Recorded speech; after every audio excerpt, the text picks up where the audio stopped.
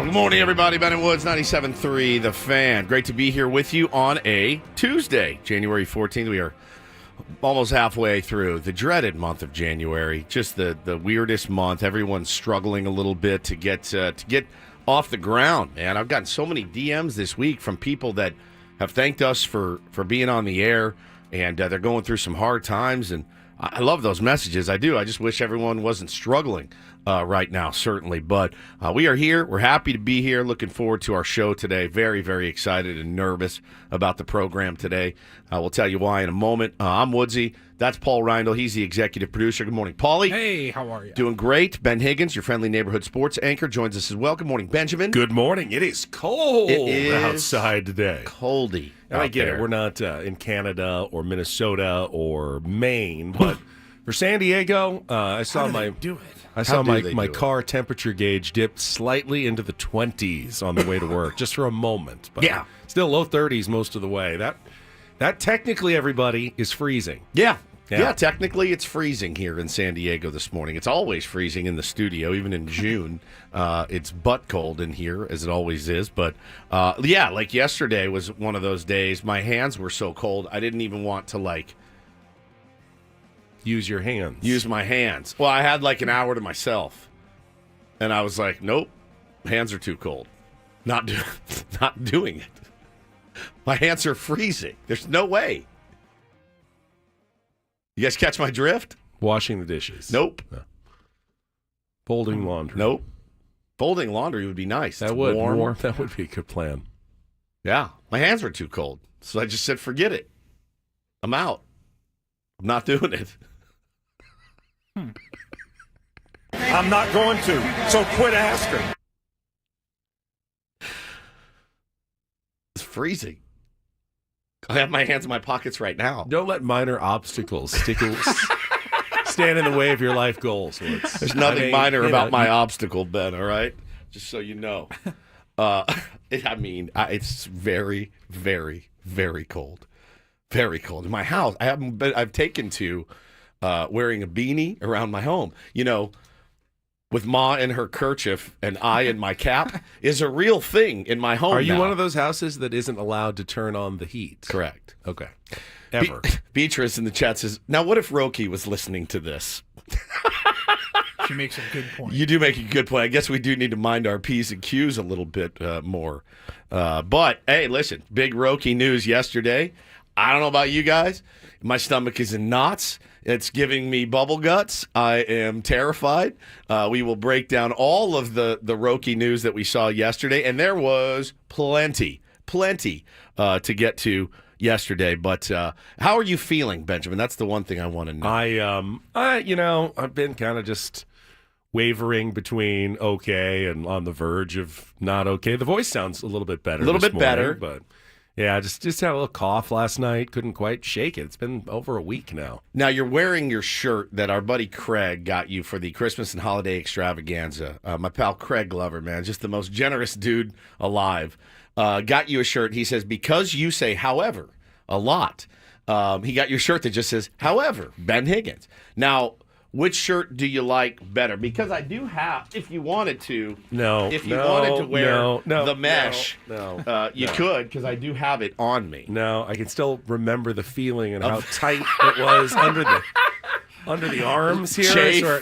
Kind of chafing underneath. So if you missed it yesterday, Ben lost a bet. Well, it wasn't a bet, because typically in the radio business, you'll hear a show be like, hey, Paulie lost a bet. Right. It's fake. They plan it beforehand. It's ridiculous. This was pick'em. We picked the games, and the loser had to wear a mesh shirt. So this was not a staged bit or anything like that. Loser wins. If it were me, I would have been in it. Paulie would have worn it. It just happened to be Ben. And so he put on that mesh shirt and wore it for an hour yesterday. And I will say, I know you were nervous about it. The pictures that were circulating, I don't know, 15 straight hours are fantastic. It's going to live forever. But what it did is it catapulted you even into more legendary status. Well, I will say that as much as I demanded that everyone just not spread it all over the internet, you didn't follow my wishes, and I got several screenshots that were circulated of me yesterday. Anything from your mom? Well, my mom actually did text me and said, "I know that you were horrified by having to wear that mesh shirt, but you actually looked pretty cute in it." And I said, "Well, that's very nice and a little disturbing, but it is. But thank you for the compliment. You guys were pretty nice about it. Most people are actually fairly nice about it. They said, "Hey, it looked good. Hey, you lost weight. You look pretty good." I did get one. I got one mean comment. Now, all right, number one. It surprises me that there was only one. I mean, I got some silly comments. Yeah, some silly ones like, "Oh, my eyes, my eyes." I got right. one that I registered, at least in my brain, as mean-spirited. All right, let's hear it. It was from, should I say who it's from? Yes. You put it out there. At KAK584. CAC584. Yeah. And he said, Ben Higgins should check his estrogen levels. I thought, well, that's kind of mean. Fairly clever. It's not that clever. It's just research. It's just kind of mean. I thought. Pretty clever. Yeah, I guess that's fairly mean. Fairly.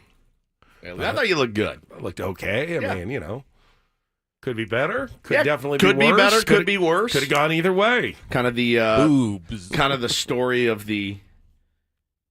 all of us. Could be a little better. Could be a little worse. I thought they were more like pecs. It really like. It did. It pinched them in. It was like form fitting. They make. So I didn't know this, but and I don't have these, but I see all the time. I wonder why. Probably my algorithm. It's like, hey, get rid of your man boobs with this T-shirt, and I'm like, no, I'm not going to. Then they have pants that like lift your butt cheeks. I see those all the time. Mott and bow. Yeah. Those pants that raise your butt up a little bit. Yeah, it lifts your butt, and then you. But see, like, women wear all kinds of things, Spanx and whatnot, and yoga pants do a good job at concealing. I did see a man recently. I'm not kidding. I can't remember where I was. It was with Hannah somewhere, and I went like this. I went, oh, he's in yoga pants. Man, walking around, not in like, because Paulie and I will wear when we go to fantasy camp. It's cold. In the morning, you wear those like tights. Fernando wears them. Manny wears them. They're like compression pants. You wear them when you play basketball, whatever. That's just what guys call yoga pants. Well, so they're not. They're thinner. They are. Oh yeah, you would never wear. You couldn't wear around. Just them. Just those in a T-shirt walking around. Maybe that's the next bet. Women can wear yoga pants and a T-shirt or a hoodie or something. But we were somewhere recently, and an older gentleman, walked by, and he was wearing yoga pants, and it jarred me. And I go, Hannah, look, he's got yoga pants. She's like, so? I'm like, what do you mean, so? Men don't walk around in yoga pants ever. I've never seen a man walk around in yoga pants. Have you? I don't know. Is that just a function of how yoga pants fit and, the given equipment for guys versus girls? And no, I mean, it looked like he was trying to like hold it all together, and he had these pants on. I thought, oh, okay, well, that's a new one for me. I haven't seen it yet. But, yeah, I don't know, man. Dominic says compression pants is like saying a doll is an action figure. I get it. But they do serve a purpose. And it's to keep you warm, keep your legs warm and loose and all that. And honestly, I bought some years ago because, well, I saw Fernando Tatis Jr. wore them, and I thought it looked cool. That's why I bought them. I'll tell you straight away. That's why athletes make so much money. That's exactly why they make so much advertisements, because, hey, I'll buy something if my favorite athlete is wearing it because it looks cool. 1,000%. I mean, 1,000%. That's why I bought them. I wear them on Tuesday nights for basketball because the gym that we play in, it's Alliant University. They're the big, like an airplane hangar type gym. It's either an oven in the summer or it's ridiculously cold this time of year. And so you put them on because I refuse to play basketball or run or do anything where I'm going to sweat in pants, in sweats even. Sweats, yeah. Like I don't feel comfortable wearing sweats running around and exercising. Oh yeah, and I can't wear shorts. I don't wear shorts. Men should never be seen in shorts as far as I'm concerned. False. Ever. Never. There's no reason unless you are tan or have nice hairy legs and they're muscular. Big calves. Yeah. But for the most part, I never need to see a man in shorts. If you're swimming, okay, sure, it's fine. If you're going for a swim, absolutely. But a man walking around in shorts will always be weird to me. And I say it because I think you're. I'm disgusting in shorts. I'm not great in pants. I am disgusting in shorts. Disgusting. I don't even wear them around the house. I'm always in pants. Always. You're more likely to see me lounging around my house in khakis than you would to see me in a pair of shorts. It's just true. Well, for me, the bottom line, KAK584, is that I have worked very hard the last couple of years to get to the level that I would call dad bod. And I think I am now at least dad bod. Yeah. And I'm okay with that. I know I'm never getting to svelte or ripped or jacked, but dad bod I can live with, and I think I'm there. And I'm okay with that. Yeah, you're no longer morbidly obese. Right. Like you were. Yeah, a little bit. Yeah. It's weird to go back and see the old pics of you. It's like I didn't even. I almost want to just get rid of them. Like, no, I we think get you rid keep of some them. of them. I think you keep them forever. Well, before and after. Now, if it went the other way and you were real skinny when we met and then you ballooned up. Like, no more pictures. No more pictures, right? This is actually good. Like, oh, man, look what a sack of S I used to look like, and look at me now. You look fantastic. We have a very special guest on the program today. We've teased it, but we'll let you know what's coming up on the program. Obviously, a lot of Roki Sasaki talk as well. Take our first time out, check traffic with Kelly Danick, and we will be off and running here on a Tuesday with Ben and Woods on San Diego's #1 sports station, 97.3 The Fan.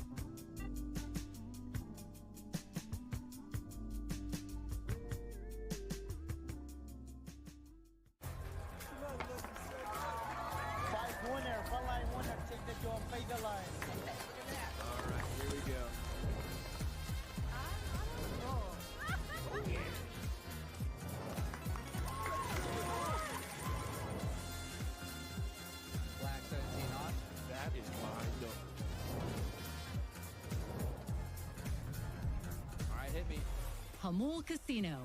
Fun above all else.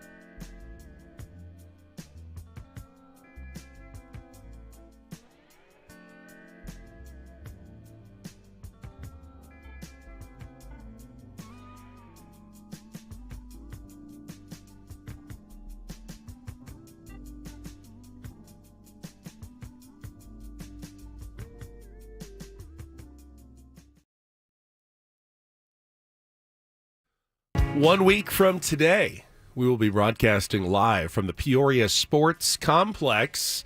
Now, it's not spring training yet. It's Fantasy Camp week next week, and if you are not familiar with our week there or new to the program, it really is a lot of fun. Paul and Woods actually play with the fantasy campers, games every single day.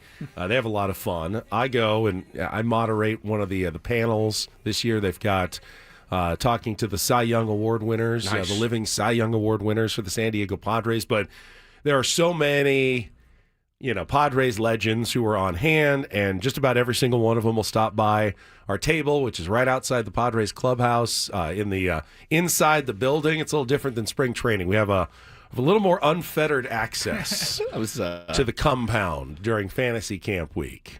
I was telling my wife yesterday, actually the day before, about just how fun, she knows how fun it is. And it's hard on her, man. I leave for a week. She's got the 2 little demon seeds at home, and I'm gone for a week, but she totally gets it now. Sixth year we've gone. And I told her, I go, the difference between us there and the difference between us at spring training is so otherworldly. Like when we get to spring training a few weeks later, we'll be on the patio. I'm like, I'm going to go grab a coffee. And then, I can't. You can't go in there while spring training is going on. Just I can't walk into the clubhouse, grab some I can't go sweatshirts. Make a yogurt parfait while Manny and Toddy, it's off limits to me and us.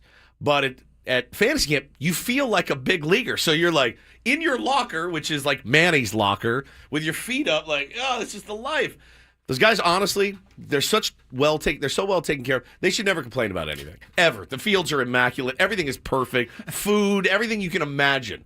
I never want to hear those guys complain. You It's so good. got Joe Musgrove's espresso machine in the locker room there. You got Heath Bell's cold brew machine. I mean, there's all kinds of Oh yeah, it's on tap. Yeah, on tap. It's great. It's wild. But man. I think the best part is that we get to broadcast indoors as opposed to outdoors because we looked at the forecast. It's going to be. We think it's cold here today. It's going to be even colder in the mornings. In the 30s. In Arizona next week. 20s and 30s when you get up. So it's definitely an advantage to be broadcasting inside rather than outside. It's just it's a testament to how well they've done the job there at Fantasy Camp that you have people coming back now for their 6th year and just can't ever fathom not doing it.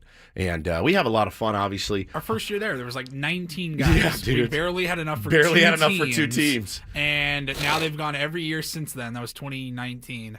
And I think they have 8 teams this year. Like over 80 people. That is bananas. Bananas. And the stories that you get from the old Padres guys. And they're loose and laid back and having fun.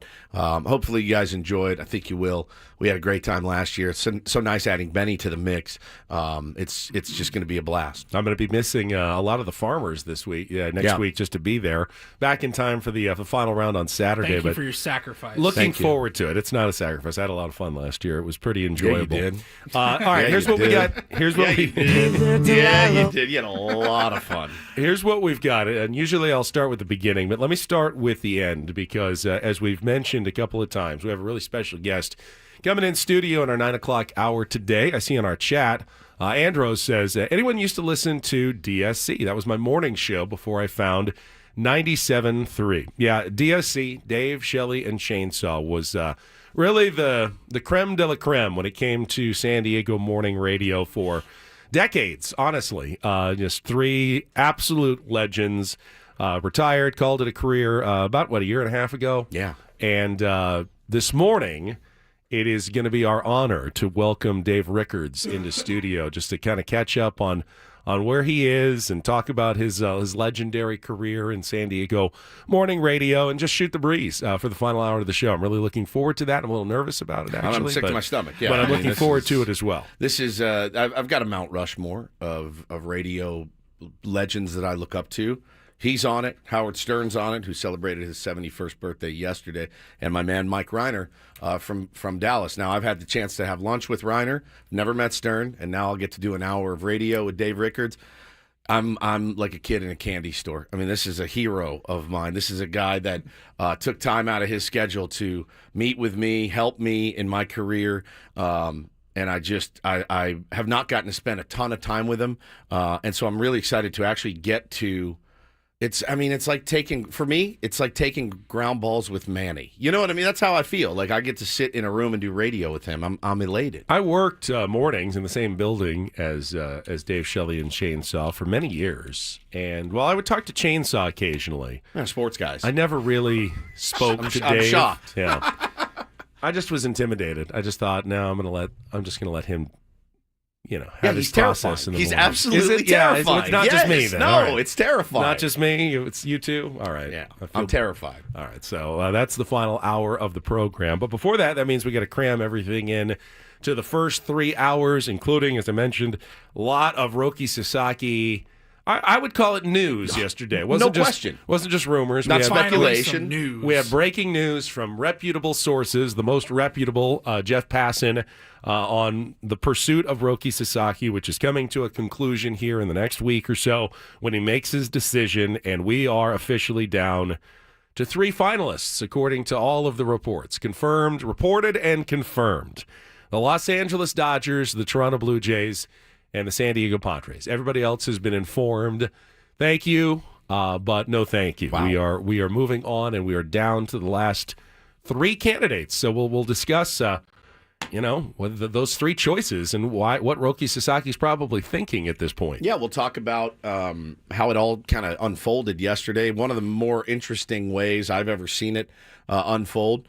I kind of liked it. I kind of wish every free agent, I know his is different, international posting. I wish every free agent did this. I really do.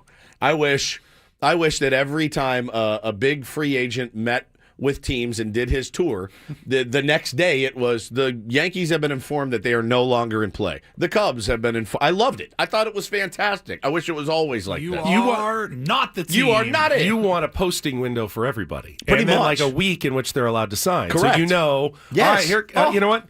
Here's the week that Alex Bregman is going to sign. We know that he's got to make his decision between Thursday and Monday, so we'll find out, what Alex Bregman chooses in the next few days. The Tigers have been told they're out. And everyone can have like a different window in the offseason. So, hey, guess who's coming up this week? Oh, Corbin Burns is coming up this week. He's got Juan Soto. I think it's badass. I mean, I really do. Like, as much as it's going to hurt if he goes to the place where I think he's going to go, as much as it's going to hurt and sting, I mean, at least you're in it. And even more importantly, if I'm a fan of those teams that got eliminated yesterday, I'm great. I can move on. We just want to know an answer. It's like everything in life. Are you in or are you out? I don't know. I'll let you know. He'll call. No. If you want to be here, be here. If you don't, you got to let me know so I can make other plans. And I think, as much as some of those teams that thought they were in it, Yankees, Mets, Cubs, whatever, bro, at least they have a plan now. At least they know he's not part of the plan, and they can move on and make other arrangements. Roki Talk coming up here at the bottom of the hour. It's 7 o'clock, 7:20. Don't do this. We had to sift through our multitude of options for Don't Do This morning. It was like 14 to go through. A bit of a crazy Monday.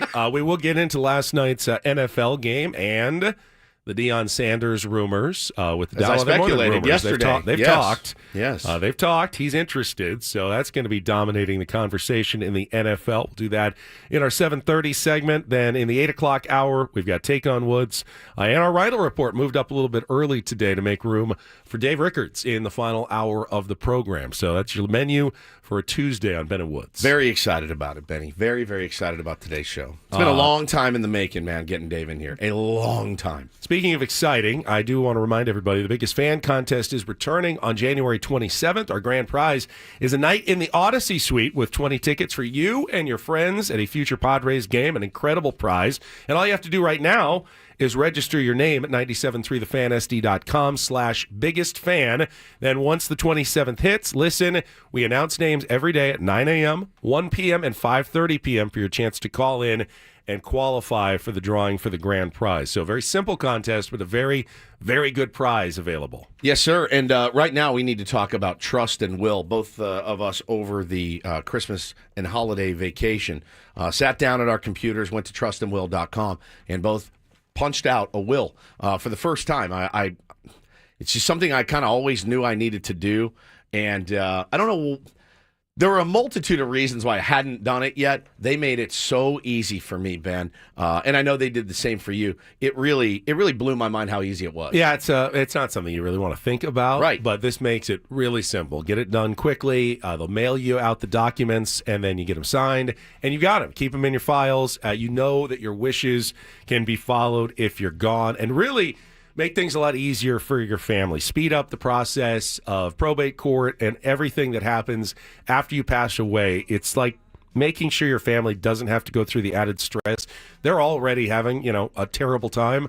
Make this a little bit easier. I mean, you hope that they're having a terrible so. time without you. But no, listen, if you're one of those people, right, one of the 67% of people that have not gone out and gotten a will, secure your assets, protect your loved ones with Trust and Will. Get 10% off plus free shipping of your estate plan documents by visiting trustandwill.com. Use the code San Diego, all one word, at checkout. By the way, you can also have directives for, like, if you're just, comatose or it's, what to do with your kids. There's so many things that you didn't think about, and it'll guide you through the process. It is really simple at trustandwill.com. As Wood said, use code San Diego, all one word, at checkout to get that discount, 10% off. All right, we got Roki Sasaki talk coming up next. All the news that happened yesterday with Ben and Woods on 97.3 The Fan.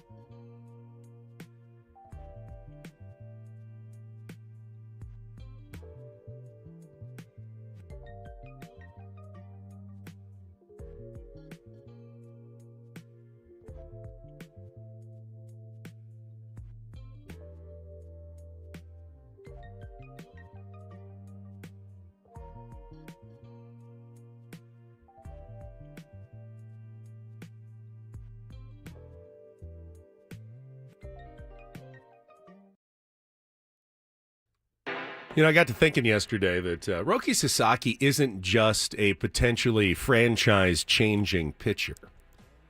He's also a psychological test for fans because it really kind of reveals your mindset as a fan, whether you have optimism or pessimism toward your team, especially as a Padres fan.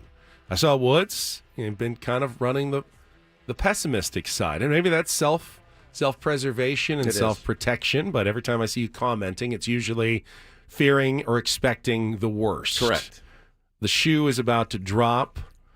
The bottom's going to fall out of the pursuit, and you're going to ultimately end up disappointed. I don't like that about myself, but I think, it's wisdom, it's sports wisdom. It comes from many, many years of, getting kicked right in the shins over and over. And, as somebody that, covers this team on a daily basis and, sometimes hears the things we hear, knows the things that we know, you just kind of wait for the inevitable to happen. And I in my private moments, sure, man, I daydream like crazy about what it looks like with Roki Sasaki holding up that jersey next to AJ Preller.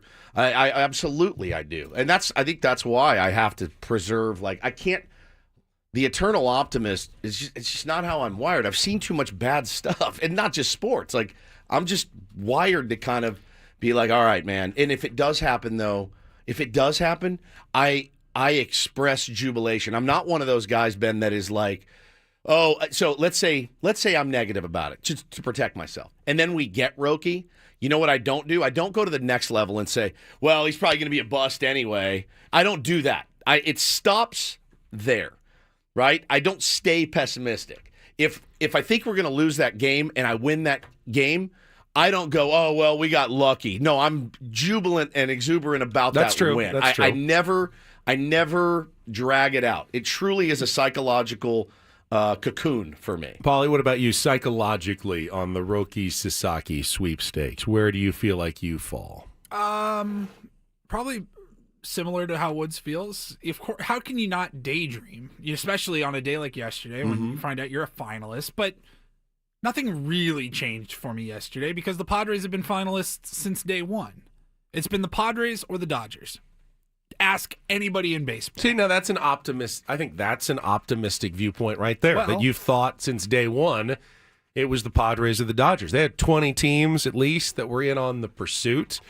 Certainly, anybody that's been covering it has said it's most likely the Dodgers, but don't count out the Padres. Yeah. Nobody else. But the reason for that is that you thought that the Padres were a good landing spot for Roki Sasaki, just as people think the Dodgers would be a good landing spot for Roki Sasaki. That's optimism right there. You think the Padres have done enough and built themselves into a good enough franchise organization that they make a lot of sense for Roki Sasaki. Yeah, but I feel that way about 7 other teams in Major League Baseball. I do. I feel that way about the Cubs. I feel that way about the Mariners. I feel that way about the Blue Jays, the Dodgers, et cetera, et cetera.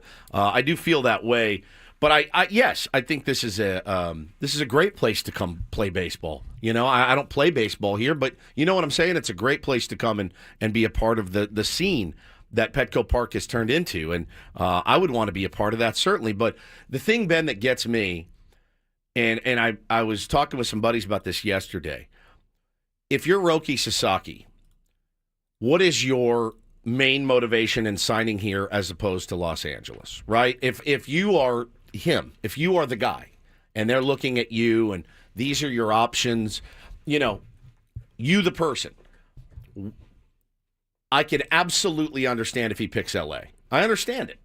But I also understand why he picks here. But what I'm having a hard time is why would he pick here over there? Does that make sense? I think it's pretty simple. I think he picks here over there for a couple of reasons. First of all, doesn't want the glare of the Los Angeles market. Okay. That was something that his agent said right away. They backpedaled a little bit on that market size doesn't matter. But clearly, he didn't have a great experience with the media in Japan, and he's not necessarily ready to jump right into one of the, both New York teams are out. Sounds like he's a little hesitant.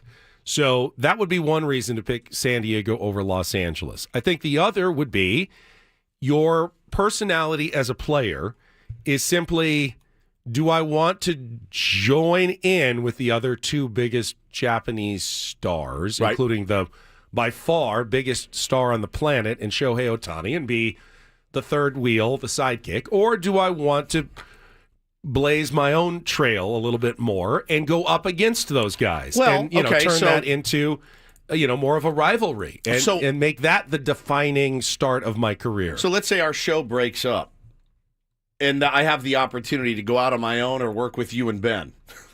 Or you and Paul. I'm taking that. You know what I mean? It's not like he's already worked with those guys, other than the World Baseball Classic was teammates with them, but he's not like rejoining his team. He was also on Yu Darvish's team there.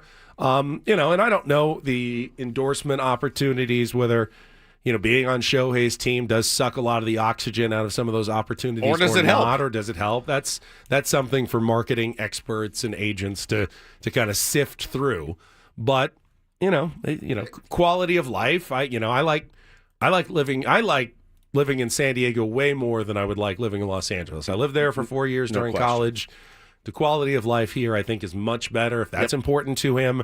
The one that I didn't understand was the other finalists, the Toronto Blue Jays, and why they are still on the list, because they didn't seemingly hit a lot of the boxes: pitching development, farm system, winning. They were a last place team last year.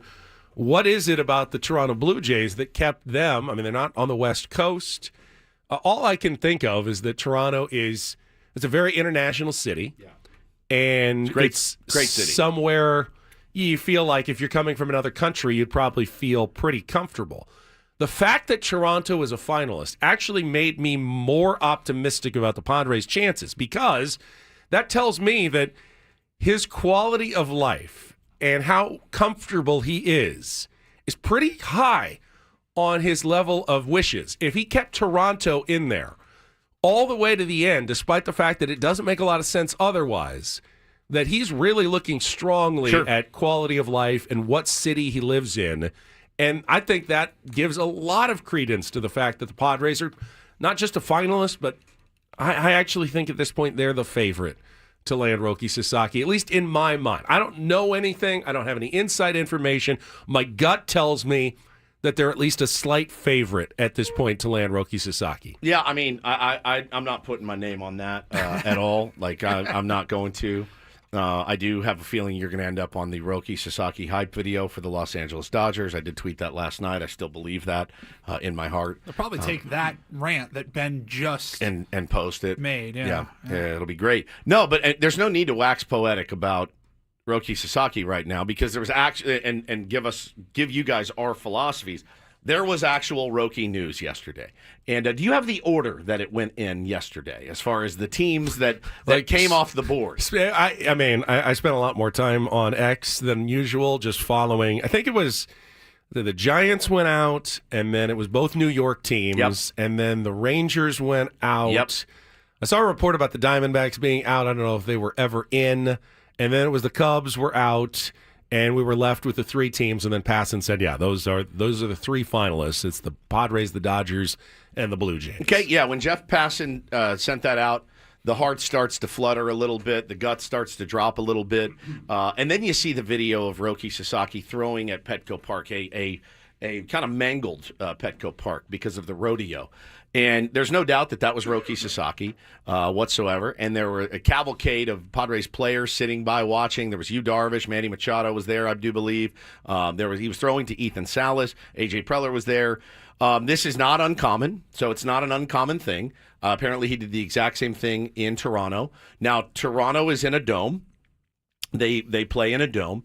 Now, I'm sure there's a hotel. There's a hotel there. The dome, so you can look in occasionally. You could look in. I don't know that they care about baseball that much in Toronto, if literally no one saw him out there throwing. But somebody did, I think, from one of the high rises downtown, look down on the field and go, that's interesting. That's a workout. Now, I don't think anybody's mad that that video was leaked. I don't think anybody's mad that video was shared.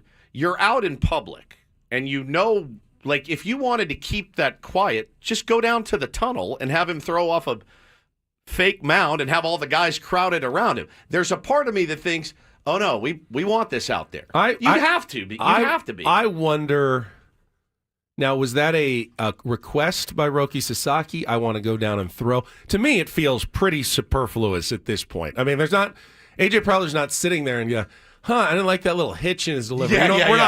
We're not interested anymore. Right. Just one of those. I think honestly, there's nothing to analyze at this point based on some flat ground throwing at Petco Park. I don't think it was.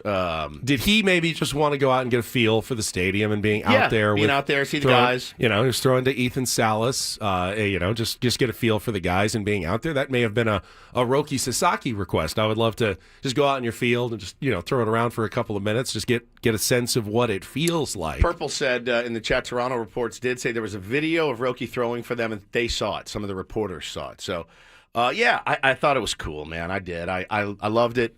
I thought it was great. I loved that teams were eliminated one at a time. I really feel like that. It felt so new, right? Because we're so used to this everything being cloaked in secrecy, and I like that he didn't string 5-6 other teams along for another couple of days. All those teams now get to pivot, and I think that's cool. There was one other element to it that came out yesterday as well.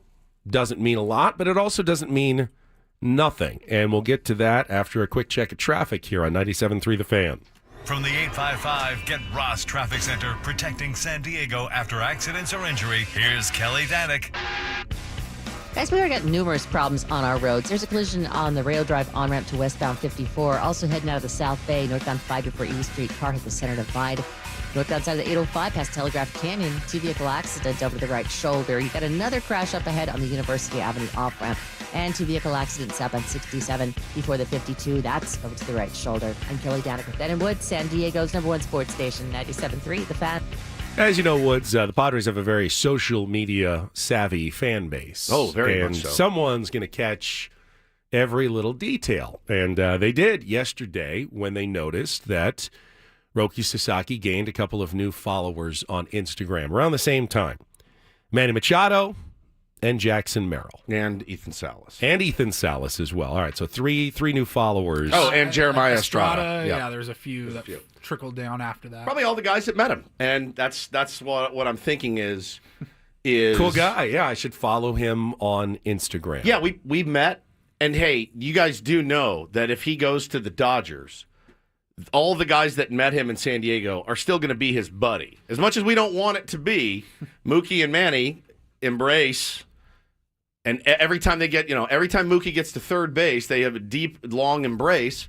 They're buddies. It's a fraternity. They're all in it. Roki's about to be a member of the fraternity. So the liking on Instagram, the following, means nothing to me. They're all under the same umbrella of big league players. And I have no idea whether Vlad Jr. followed him. Or, Mookie Betts followed him. I'm not clued into what Dodgers and Blue Jays are doing on social media as well. So this is definitely not like, oh, it's a slam dunk now. You cannot make that leap from one to the other. I think you can make the leap and go, the meeting apparently went well. Yeah. Because if it went poorly, I doubt they're all jumping right on board to follow him on social media. It's a sign to me that for the players at least, the weekend visit by Roki Sasaki to Petco Park was a really positive experience for everyone. It went well. And that's a good thing for the San Diego Padres. Yep, 100%. Is it defining? Is it going to be the difference? No, of course not. He's going to go where silly. He's going to go where he feels is the best chance for him. Of course. So. He's talking about at least the first probably 6 years of his career. Yep. And if it goes well, who knows? It might be his entire career. This could be the biggest decision. Let's be honest, probably is going to be the biggest decision of his life. Yep. So everyone is like, just get to it, make the call. You've got to know by now, why are you dragging it around? Think about how long you would like to take to make the biggest decision of your life that's going to impact you for at least 6 years, if not the rest of your life, probably. I'm going to be patient with him and let him take as much time as he is allowed. Yeah. To make this decision. It was a fun day. There's no question about it. It was a really, really fun day. It's a big decision. But I thought it was cool. And it's great to be a finalist. It really is. And, knowing that you have a 33% chance of landing a stud like Roki Sasaki is a good thing. And knowing that you're in the mix and really feeling like this fan base desperately needs a dub right now. They desperately need a dub this offseason. It's been a rough one again, and I want it for the fan base more than anything. And the players, man, it's cool to have a guy like that on your squad. It's cool to have a guy that throws as well as he does, and being in your rotation. And obviously, the Padres feel like they have a lot to offer. I do as well. And I know the fan bases do. And I think one thing Roki Sasaki can count on is every time he grabs the ball and toes the rubber at Petco Park, the place is going to be going bananas for him. And that's a promise. Like that's not a maybe if everything works out. That's a promise. It's going to be packed. People are going to be buying his jersey. People are going to lose their minds. He is our crown jewel. The Dodgers, they don't need him.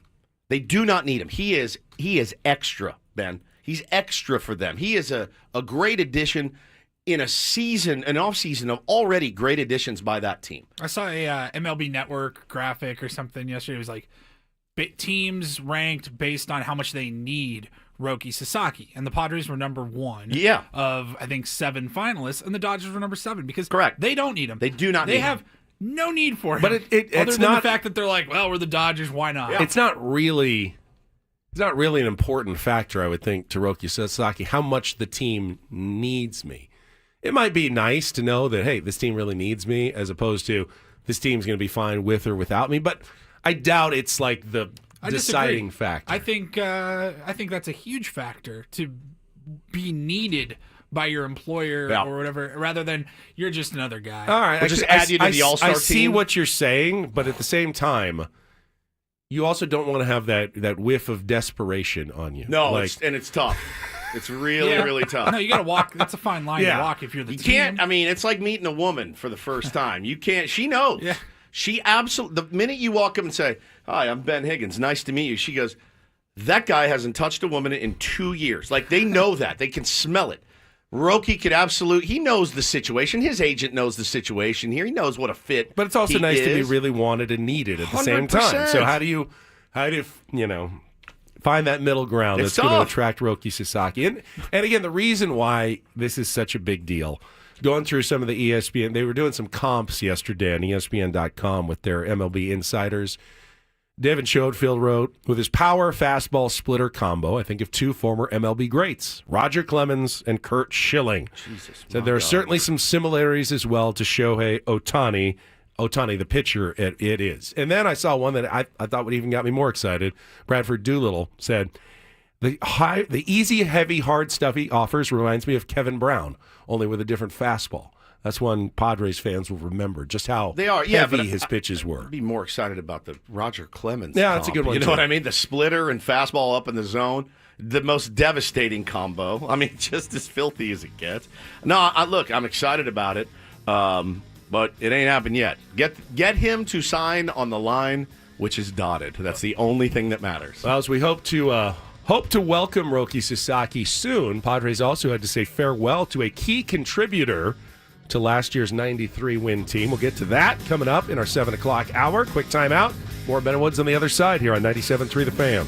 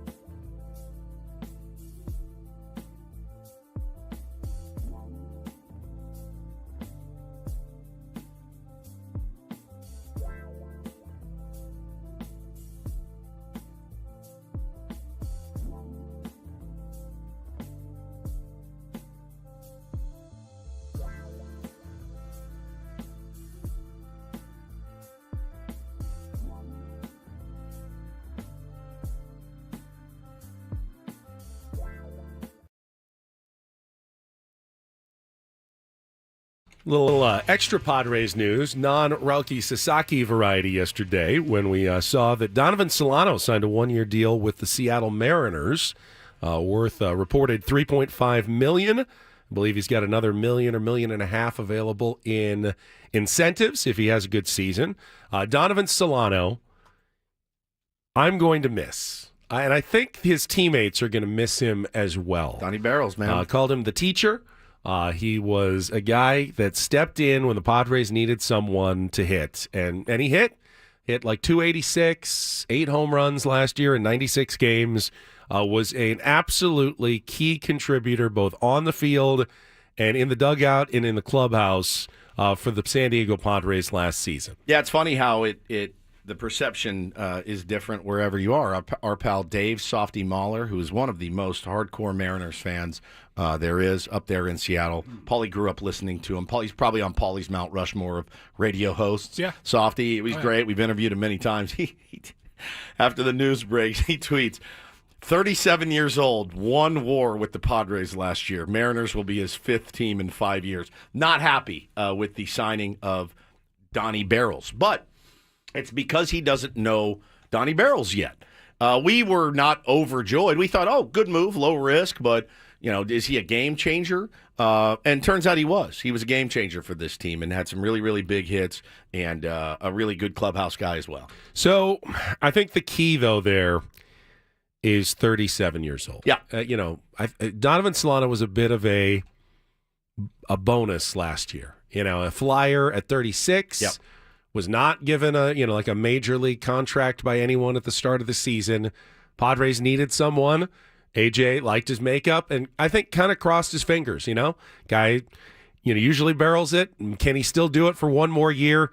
He did. I don't necessarily think the proper strategy is then chasing that for even more money the next year, and giving him a raise as he's getting older. So the fact that the Padres let him go is probably smart baseball. Ultimately, as much as I'm going to miss him and miss the leadership that he brought, I think the chances are the Mariners don't get as much out of him for a higher cost than the Padres got out of him for a lower cost. Yeah, potentially. Last season. That's just at age and logic in my mind at play. Why pay more for less when you don't have to? And I can see Softy's logic here too. When you're blessed with one of the best rotations in baseball, the most quality starts in baseball last year, the Seattle Mariners, your future is so bright, but you really don't have anybody that can put the bat on the ball. And your main addition in the offseason is a 37-year-old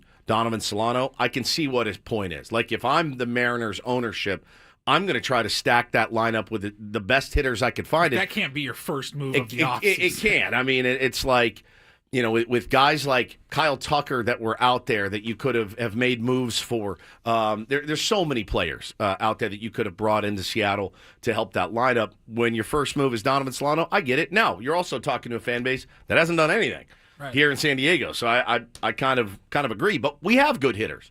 We're paying them an exorbitant amount of money to hit, but we have good hitters right now. But we still have holes to fill.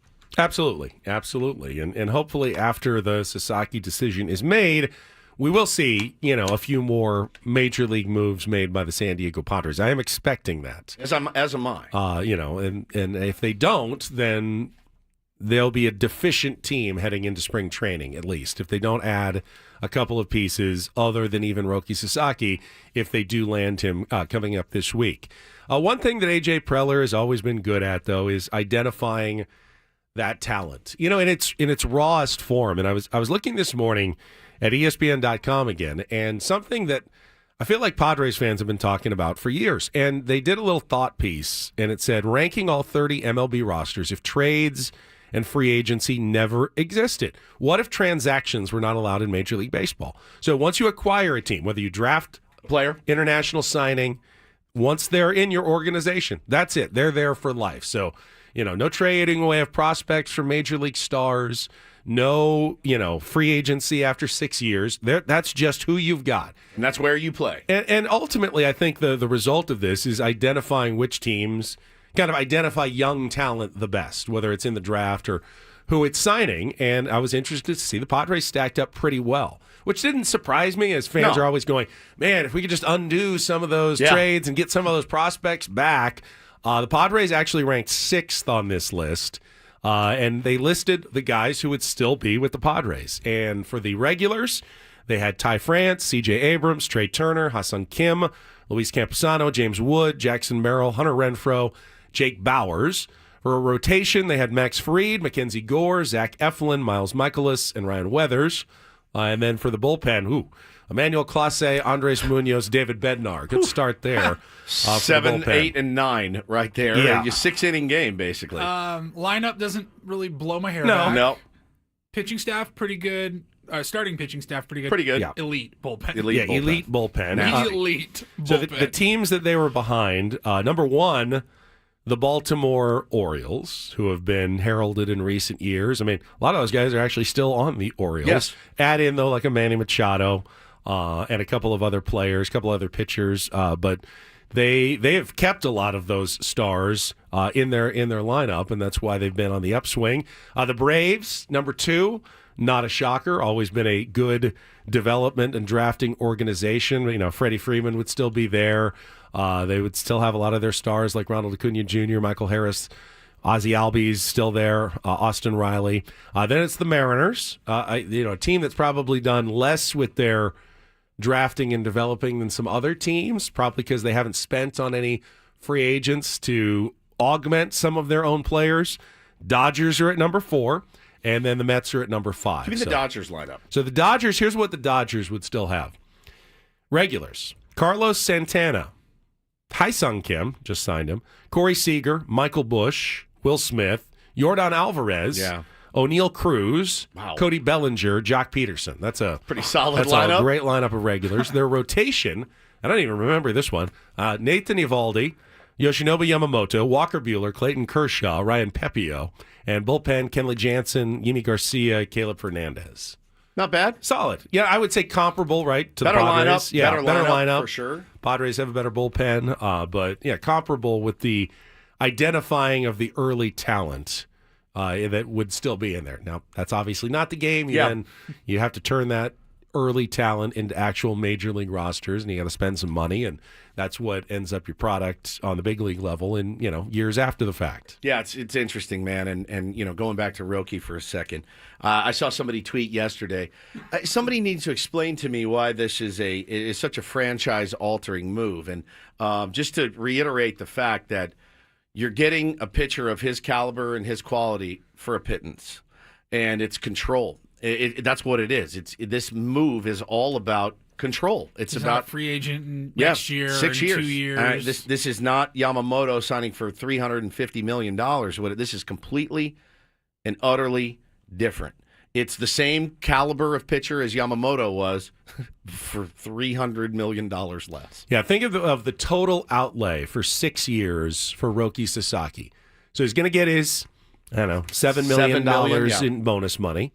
Then he's going to make the minimum or close to it for 3 years. So that's, call that close to $3 million. So we're at about $10 million. Then he hits arbitration probably for the next 3 years.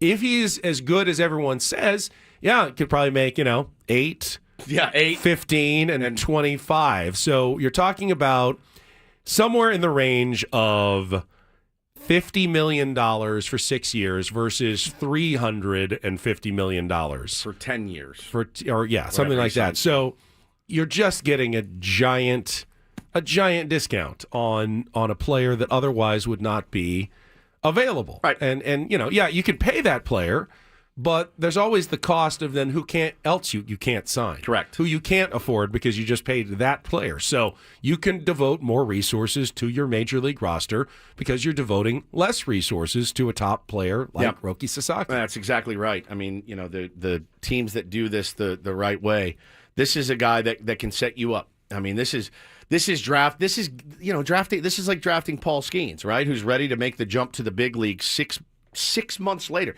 I think even Paul Skeens got a bigger bonus than this guy's going to get. I think Paul Skeens is going to make more money than Roki Sasaki. It is an absolute franchise-altering decision that will be made in the next few days. We will get into some of the NFL talk from last night's game at the bottom of the hour after Don't Do This, but it was an LA strong performance by the Rams last night. I was actually happy that they could lift up the spirits of some in that city. And if you are interested in helping and supporting the recovery efforts, the San Diego Food Bank is supporting the Los Angeles Regional Food Bank's ongoing relief efforts by collecting donations of non-perishable food and supplies through Thursday, January 16th, which will be delivered at the end of the week. Items can be dropped off at either of their warehouses in Miramar and Vista.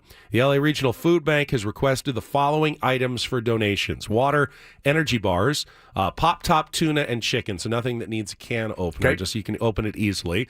Raisins, other dried fruit, trail mix, peanut butter crackers, cheese crackers, 100% juice boxes, individual cereal boxes, diapers, and wipes. For more details, you can visit sandiego.org/LA-wildfires. But if you do have some extra supplies and you can spare them and you can drop them off, they will be sent up to people who need them that are recovering from the wildfires this week in Los Angeles. One thing I know about the Tier 1s is that they always, always, always come through. Always come through. So I'd love to get a bunch of people, and let's go to the store, let's get a bunch of stuff, let's take it down to the food bank and try to do our part.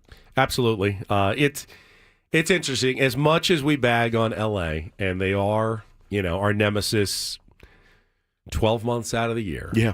This is different. This is something, obviously, that is tragic, and we should all be coming together to offer as much support as possible to, the people who are going through it. Because we've gone through it before. Yeah, this ain't baseball. You know what I mean? Yeah, this is different. We've gone through it before here in San Diego, so we know exactly what this feels like. And it's just the worst. It's just the worst to have to be dislocated, displaced. Even if you didn't lose your house, so many people evacuated, and everything that's going on has just been awful the last few days. Yeah, I'm gonna make a run today, I think, down to the food bank. I used to do a ton of work for them back when I was on 94.9. It's an organization that is just completely selfless and phenomenal at what they do. So let's get it together. Get some cases of water, some diapers. I can't tell you guys, man. People with little kids right now must be flipping out. Just flipping out. Diapers, wipes, all that stuff comes in so handy. It's not cheap by any stretch of the imagination, but as much as we can do here in our city, let's give back as much as we can. All right, Don't Do This is coming up next. Very creepy Stalker story. Plus, the latest reminder that when you're on a big Zoom call with national media, don't forget to mute your microphone. Are you surprised that this hasn't happened to me yet? No, yes. I think you're pretty careful about careful. Yeah, you're careful and quiet about that. This is embarrassing for the Giants media. All right, let me tell you about the Barnes firm. They are the legal group that is representing people here in San Diego who have been in accidents, especially. Also, workplace injuries, anything that you feel like you need legal representation. They've got you covered with a great team of attorneys. But specifically right now, they've been looking into the issue of self-driving cars, which are, hey, kind of great, kind of cool. They're actually designed to eliminate accidents or at least minimize them, but sometimes it's unavoidable. It's weird. A car is going to get into an accident. It can't avoid it. How does the car decide who to protect? The passenger, the pedestrian? They're real issues that could affect your safety and legal rights. And the Barnes firm has been deeply engaged with these emerging challenges, knowing that software glitches, sensor failures, hacking, all can play a part in this. So their team of expert attorneys are prepared to handle complex cases. If you are in an accident, you feel like your rights aren't being represented, if your wishes, your insurance company isn't paying what you should be paid, the Barnes firm is there to help you. Just go online to thebarnesfirm.com or make one easy call to 1-800-8-MILLION. Set up your free consultation.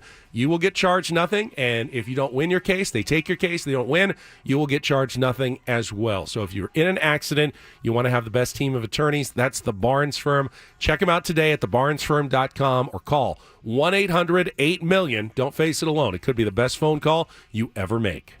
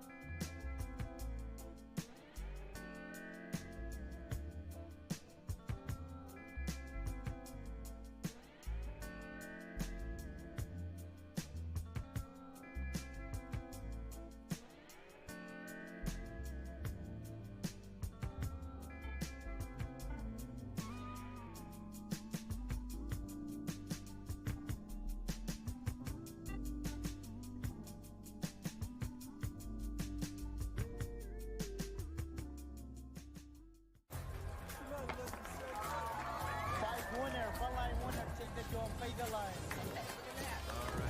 go.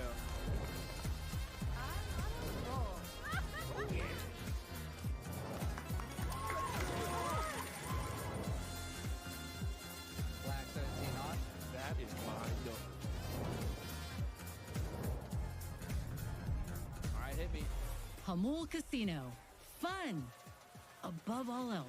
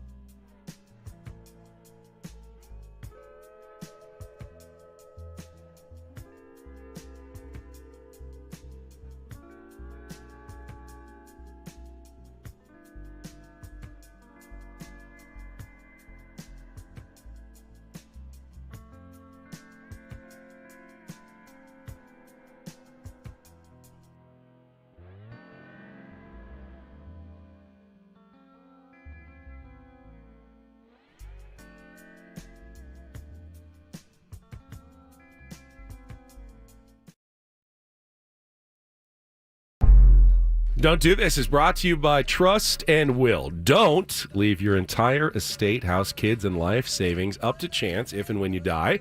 Do set up a trust or will online at trustandwill.com. It's a lot more affordable than you think. Visit trustandwill.com for more info. Woodsy, get us started. Absolutely mortifying for Taylor Worth of NBC Sports Bay Area in California. Was on the introductory Zoom with the Giants' newest addition, starting pitcher, Lord Baseball himself, Justin Verlander. And Justin was at home on his on his wife's laptop, I do believe, because instead of saying Justin Verlander as the name, it said Kate Upton, which, by the way, is a great flex. Is a huge flex. Huge flex. Yeah. Just in case anybody forgot, my wife is Kate Upton. Just FYI. So Buster, you should really just have Hannah and just Carol Hannah's on face. all your Zooms too. I should just have her do my Zooms for me. My life would probably be much easier. But so Buster Posey is, talking about the addition and the team signing Justin Verlander, and then this random stray voice pops up. And have always admired what the way that he takes care of business. Look at Justin's name. Oh. If you guys can just, all the media on here, if you can just mute yourselves, please. Yeah, it's a PR guy.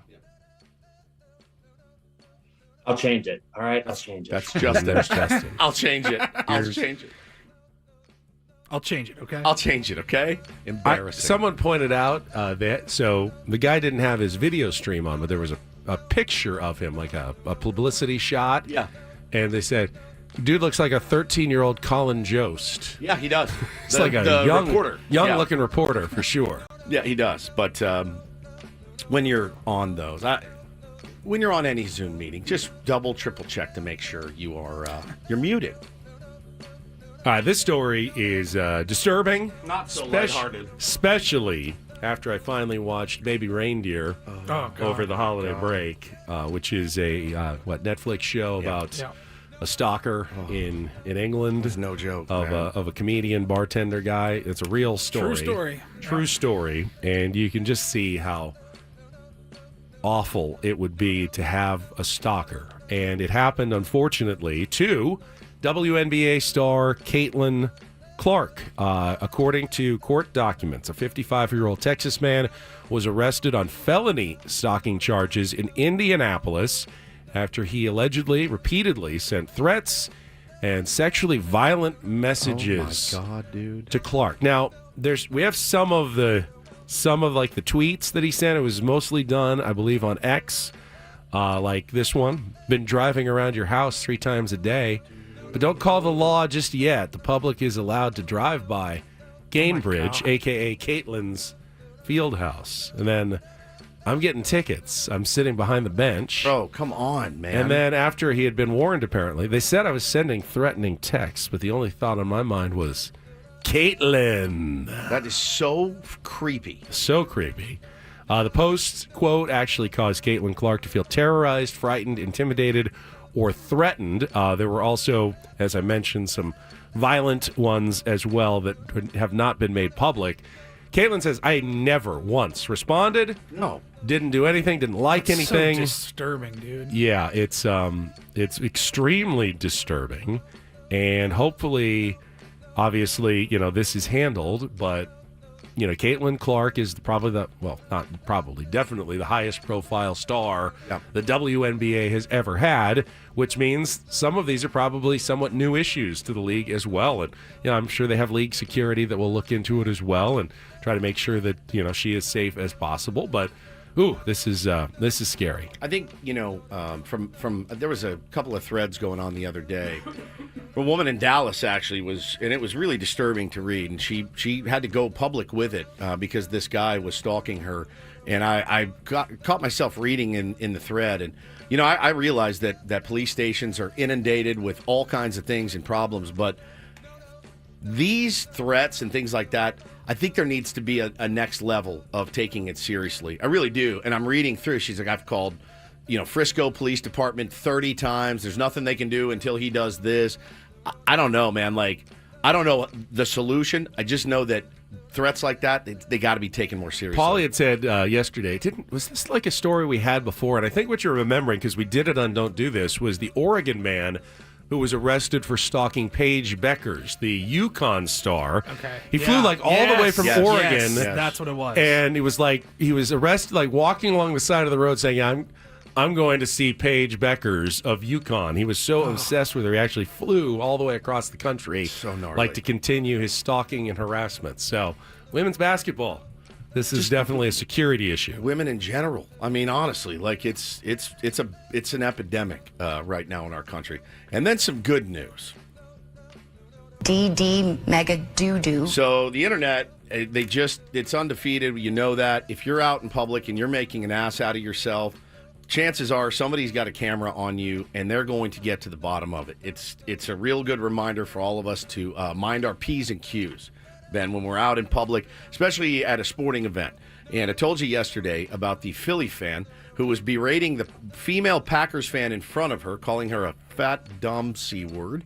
It's shocking video to see. I mean, it's shocking video. He's clearly inebriated, but all over her in this game.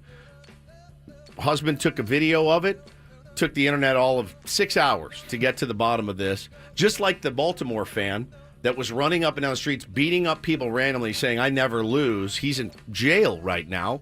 Well, they got to the bottom of this. They found the guy. His name is Ryan Caldwell, and he is a investment guy for BCT Partners. So yesterday, you're kind of seeing, once they identified him. Or was. Well, so it says, here's the statement that they put out. The management at BCT Partners has been made aware of a video circulating involving an employee making offensive remarks outside the workplace. BCT Partners denounced this type of behavior. We take this matter extremely seriously. As an organization that has always stood for inclusivity, the conduct displayed was completely unacceptable, stands in direct opposition to our company's values. We've already begun a full investigation as an internal personnel matter to determine what actions will be taken. We sincerely apologize to everyone affected by this behavior and remain committed to fostering a culture of respect for all. You never want to have your company have to send that email out about you. Yeah, no doubt. That's the thing they always say is that every day on Twitter, there's a main character. Don't be it. Don't be it. And it was Ryan Caldwell's turn. But, I mean, again, there's no excuse for that. Like, people are allowed to come to your stadium that root for other teams. It's fun to have fun with them. It's fun to break balls with them. But what is not okay is what went down. Question. Yep. A lot of people in the chat are wondering why I read the Stalker's tweets in a creepy, stalkery voice. I thought that would like convey how creepy it was if I did it in like the creepy sounding stalker voice. But was that wrong of me to do that? I don't know. You had an artistic feeling and you went with it. I did. And now I'm receiving some backlash for that. I apologize. And my camera died again. Okay, well, we will come back and that's Don't Do This for a Tuesday. That was Don't Do This with Ben and Woods on 97.3 The Fan. We will talk a little NFL coming up in last night's game in Arizona, final wild card game. Very costly to one of the quarterbacks involved, I would think. First, though, here's Woods. Yeah, well, I mean, if you took Sam Darnold to have over like 180, what did he end up with yards passing? It was not a great night, but I played some Underdog fantasy last night. If you're a California sports fan, there's good news. Underdog now available to play in our state. Best place to cash in on all your takes during the playoffs. Which players are going to go off? Which other ones are ice cold? You can actually pick either one. It's really, really fun. They've got all your favorite leagues, teams, and stars to choose from. Cook up some entries, shot to win real cash prizes all playoffs long. All the other sports as well. If you're a golfer, I love doing fantasy picks on golf. They have that as well. It's just been a really fun experience. I've had a lot of fun with it and have won a little cash on the side too, which is great. Underdog, the best place to play Pick'em. Download the app, sign up with the promo code WOODS, deposit now to get up to $1,000 in bonus cash instantly. That's promo code WOODS when you sign up. Got to be 18 and over, present in a state where Underdog Fantasy operates. Terms do apply. If you're concerned with your play, call 1-800-GAMBLER or visit ncpgambling.org.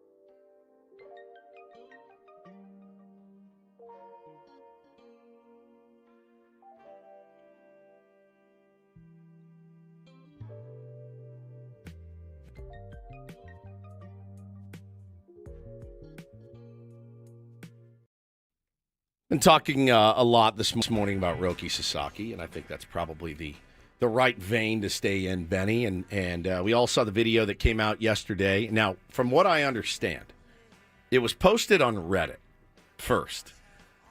So it was posted on Reddit, not sure who posted it, and then a Twitter follower of ours, I think it's at Padres Please Win, posted the video.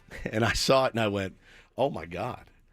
Oh my gosh, that's him. That's crazy. And you look at the field and you put two and two together. Oh, they just had a rodeo there. That's why the field doesn't look great. But he's out there throwing a flat ground little session to Ethan Salas. And I got DMs yesterday going, oh, does this mean Ethan Salas is going to be our starting catcher? And I basically wrote back and said, no, I think, listen, Roki Sasaki and his agent had mentioned before, they want a team with a bright future as well. I think the San Diego Padres certainly have on paper a bright future as far as some of the guys that they've acquired and will continue to acquire. And I thought it was just kind of a, hey, why don't you throw to the kid here and let the kid catch you? And I think it was just cool for everybody. That's a good point. I hadn't really considered it, but Ethan Salas is actually likely a major selling point for the San Diego Padres. Yeah. He may not be the Padres catcher this season. We don't expect that, but likely for most of Roki Sasaki's tenure with the Padres, Ethan Salas should be the guy he's throwing to. And from everything we've heard about Ethan Salas, the one thing that he does extremely well already at an all-star major league level is receive the baseball. And I would imagine a pitcher just throwing on a flat ground is going to go, man, look how smooth that guy is, cool. How easily he catches it, frames it. I could see myself throwing to this guy for several years to come. I think it's just a cool thing. I think it's not just a cool thing. I think that was probably a strategic choice by the Padres to have Ethan Salas there catching Roki Sasaki. Absolutely. Interesting. And then the other thing that I'm getting a lot of questions about, and I don't know the answer, so I will speculate fully on this. The video was pulled down. So the guy that posted on Twitter said, somebody asked him why was it taken down. He said, I did it out of respect to the guy that posted it on Reddit. So I think sometimes, now I don't know if the guy on Reddit heard from somebody that's get that down right now. I have no idea. That doesn't mean zero. anything. It doesn't mean anything. It's out. Once it's out, it's I out. was able to find it 20 minutes ago. Sure. Or whatever. Yeah. And so, but there is something about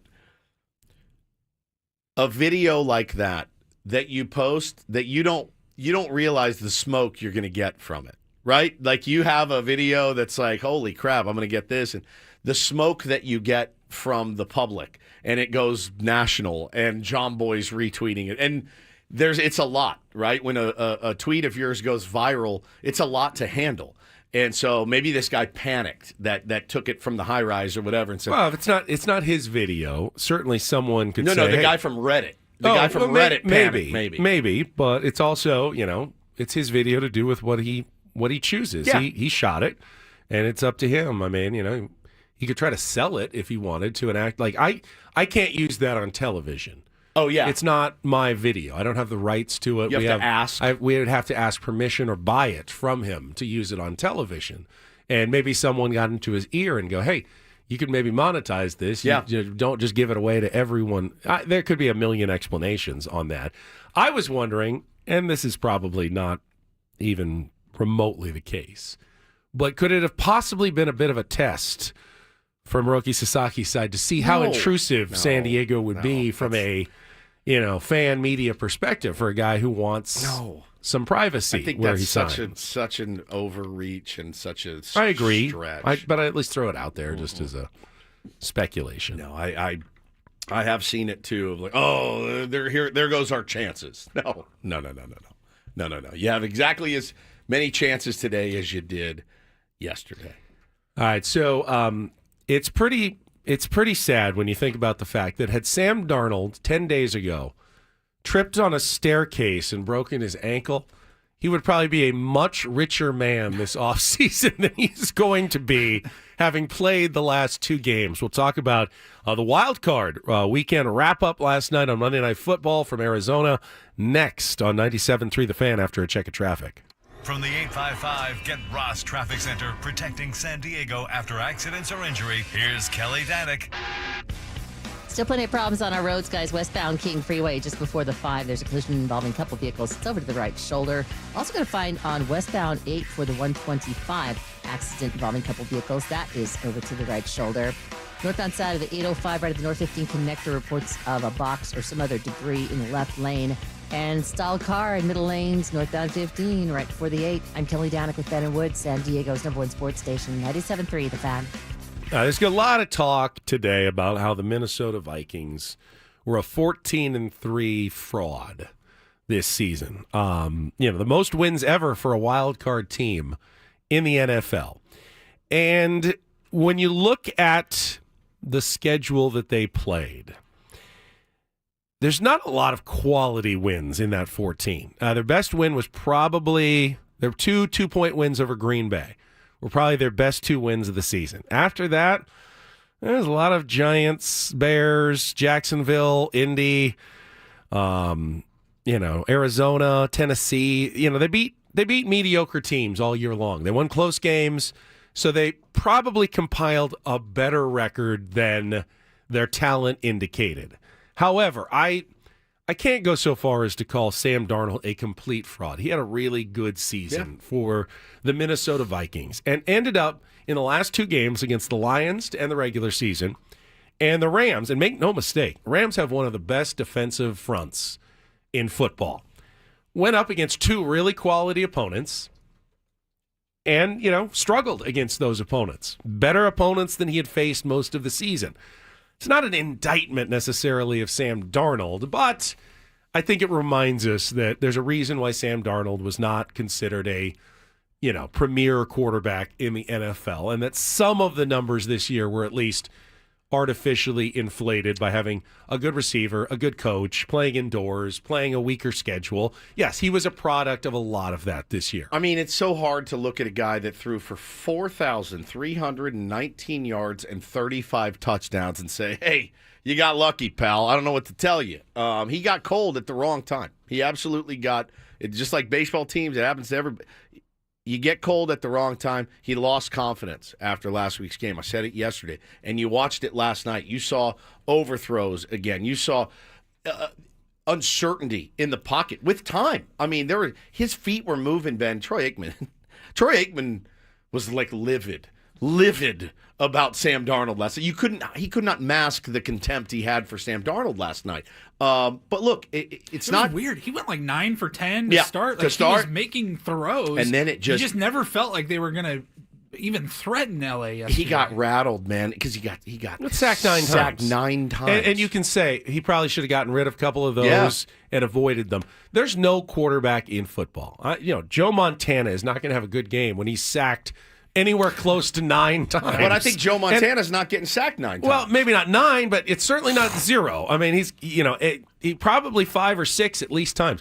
That's on the offensive line, and credit to the Rams defensive line for doing a great job. You can't pin that all on Darnold, though, getting sacked 9 times in the game. Usually most people blame someone other than the quarterback when they're getting sacked all the time, and it seemed like Darnold got a lot of the blame. Ultimately, the Rams... He took a lot of the blame, too. He did say, he goes, hey, look, I felt like there was a lot of sacks I was responsible for. I'm holding the football, taking sacks where I could have dirted it at someone's feet, thrown it over someone's head. He was able to throw it over many receivers' heads later in the game, missed a wide-open throw. I mean, just a tough time to have your confident shot, and they got bodied last night. They got bodied real good. And the Rams played a really good game. They did. Right from the jump, took the opening kickoff 70 yards down. Matt Stafford goes 6 for 6 on the opening drive. Guy who's won a Super Bowl, who's been there in these kind of games before. Take an early lead. You take control. I thought a huge moment in this game, and you can say that Matthew Stafford was savvy or lucky, but the Rams were up 10-0. They gave up the field goal, and then moments later, the Vikings are returning what looked like what was originally ruled a fumble into the end zone for a tying touchdown. New game, everyone relaxes. Yep. Sam Darnold relaxes. It's a different game at that point. But they go to the review and they go, yeah, Matthew Stafford was actually trying to flip that forward to Puka Nacua, who was, 3 yards away. Very lucky. And not only was it not a fumble, wasn't even intentional grounding. The Rams got away with one there. I'm not saying it was the wrong call, but it was sketchy at best. Yep. To get what was a touchdown for the other team. Really, no penalty at all. The Rams go down, score twice more in the first half. They're up 24-3, and then it's over at that point. Yeah, they were running the ball. Kyron Williams was awesome last night. Matthew Stafford was great. I mean, Nakua. Somebody made the point on Twitter, like, how good is Puka Nakua that you basically forget they have Cooper Kupp? You know what I mean? Who just was a guy that caught everything for them. But they spread it around. They ran the football. They were really physical on defense. Ben, who wants to play them, dude? Who wants to play that team? It's Philly, right? So Philly want to play that team. Philly has I think the Rams could absolutely knock Philly off. I don't think there's any question. So the Philly has a really good offensive line, which is not that the Rams can't get. And Jalen Hurts is a much more mobile quarterback than Sam Darnold. This is not the same game next week against the Eagles that it was against last night against the Vikings. However, there's definitely some emotion going on. I don't know if you saw Sean McVay in the locker room after the game. They're wearing their LAFD shirts and hats, and there was some real genuine emotion for that team. Will it carry over another week? Will it carry over to the other side of the country for a game? I think it's going to be in the 20s, outdoors, not inside. Yeah. Is it going to be the same next week? I don't know, but the Rams certainly have a bit of magic at this moment, and you can see them doing something unexpected and special this postseason. Did McVay lose his house? Was he one of the guys that lost or was affected by it? Don't think so. J.J. Redick did, I know. Did. I don't think McVay did. Steve Kerr lost his childhood home. Paulie, I did send you a video this morning, and if you want to pin something maybe on the Vikings losing, I don't know. Like, was just talking about epidemics in this country. I think this is one of them. I saw this morning, and I retweeted it. I'll pull it up here. Paulie's going to pull it up here in a moment. It's not good. It's not good. You know what I'm talking about, don't you? I don't think I know what you're talking about. The need to drop a wrap before a playoff game. Yeah. We know it. Well, here in San Diego, we may never. You going deep on us? That's gonna be a pick. 22 and 24. This is Jared Veggie. Every time they touch the turf, is gonna be a movie. Okay, B Flow, go ahead, drop some. It's way too easy. These other teams are none. As far as I'm concerned, they're nothing but some buns. Great cash. Straight cash. He can be in coverage or he can rush the pass. Van Gink in a mink. This team of Viking ship, I promise we won't sink. Yeah, before the season, all they did was doubt us. Thought we'd win 4 games, then clown us. Now we in the thoughts.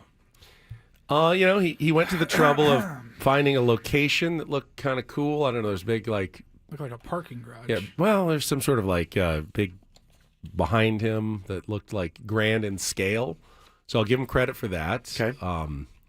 Wasn't the worst one of the variety. No, that's we've ours. Heard. That's ours. Ours is. That's what's in. There's nothing as bad as ours. Nothing on the planet.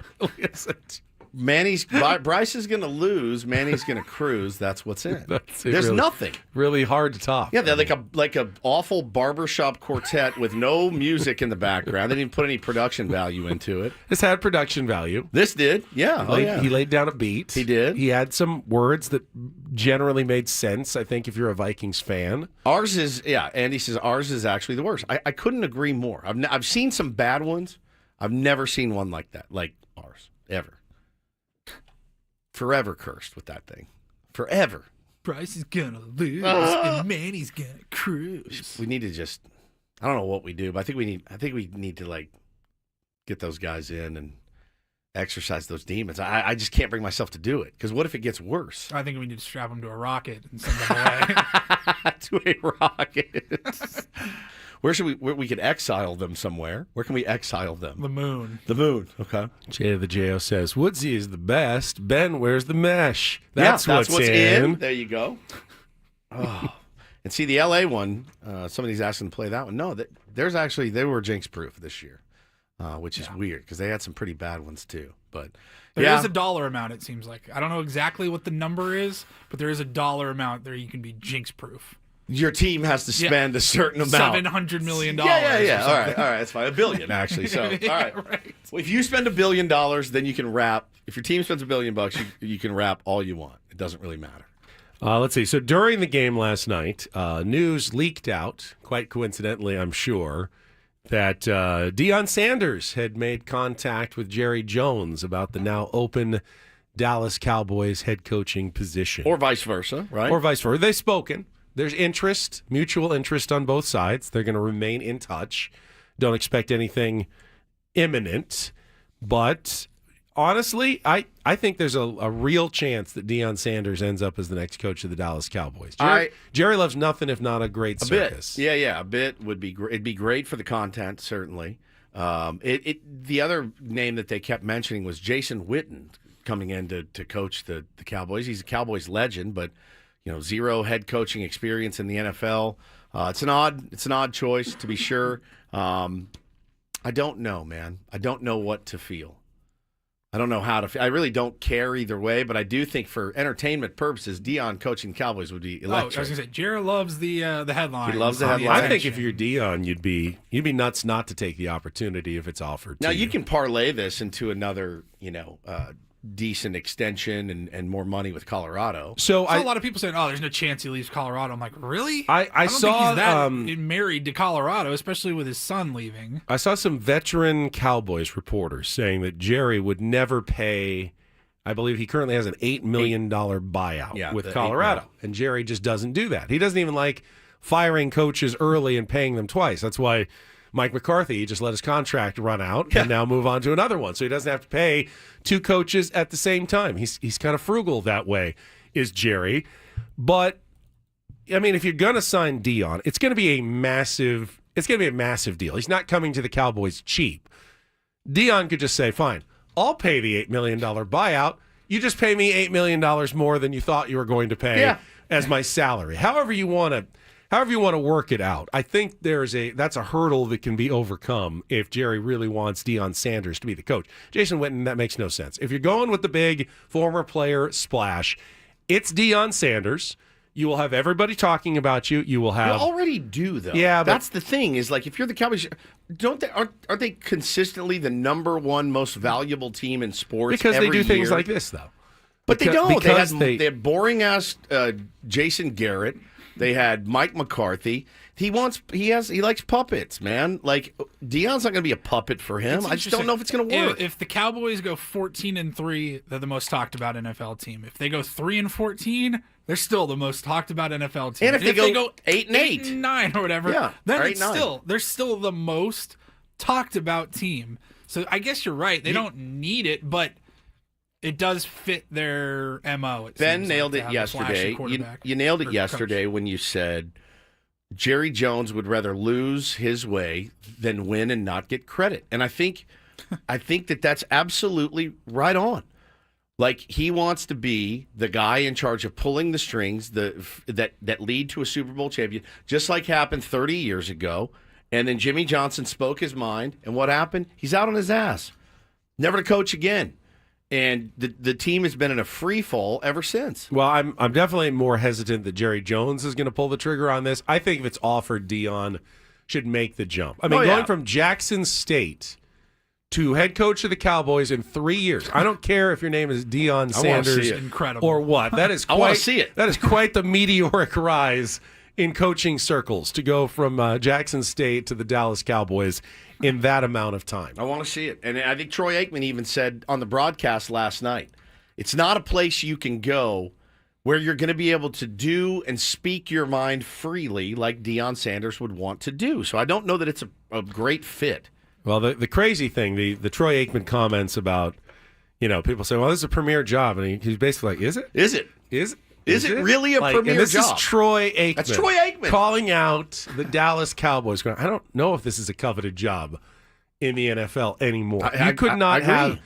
I mean, Jerry was probably seething when he heard that from a respected voice, Cowboys voice like Troy Aikman. I don't think Troy's wrong. I don't think he's wrong either. Basically saying that Jerry has turned the Dallas Cowboys into kind of a laughing stock, a joke. No question. That was the implication from Troy Aikman last night. I was surprised to hear him say that. Yeah. I wouldn't be surprised that he thought it. Mm-hmm. I was surprised to hear him actually say it on national television on ESPN. Yep. Absolutely. He's absolutely right. We've got Dave Rickards coming in studio in the second half of Ben and Woods. That's coming up at our 9 o'clock hour. So we've got Take on Woods and an early rival report to get to, all coming up on San Diego's #1 sports station, 97.3 The Fan. Oh, wow.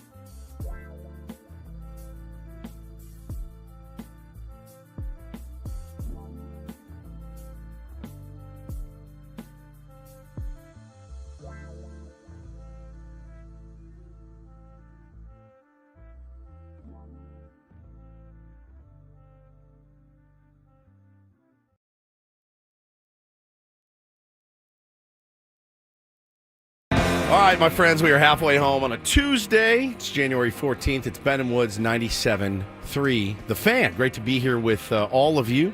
Very excited about our guest coming up at 9, Dave Rickards from DSC. Will be here to hang out and do some radio with us. It's quite an honor, certainly. You better have it together. Pull yourself together. You're gonna wear that shirt? Yeah. I thought this was a good choice. It's wadded up in the corner. Very wrinkled. All wrinkly. It's brand new. Are you gonna? Now you're making me self-conscious. Now listen. I was already nervous. When he talks, listen. Oh, if you repeat him, I swear I'm to not God. going to repeat him. I really want you to focus on your active listening. Yeah, put on the mesh shirt maybe when he gets here. Yes.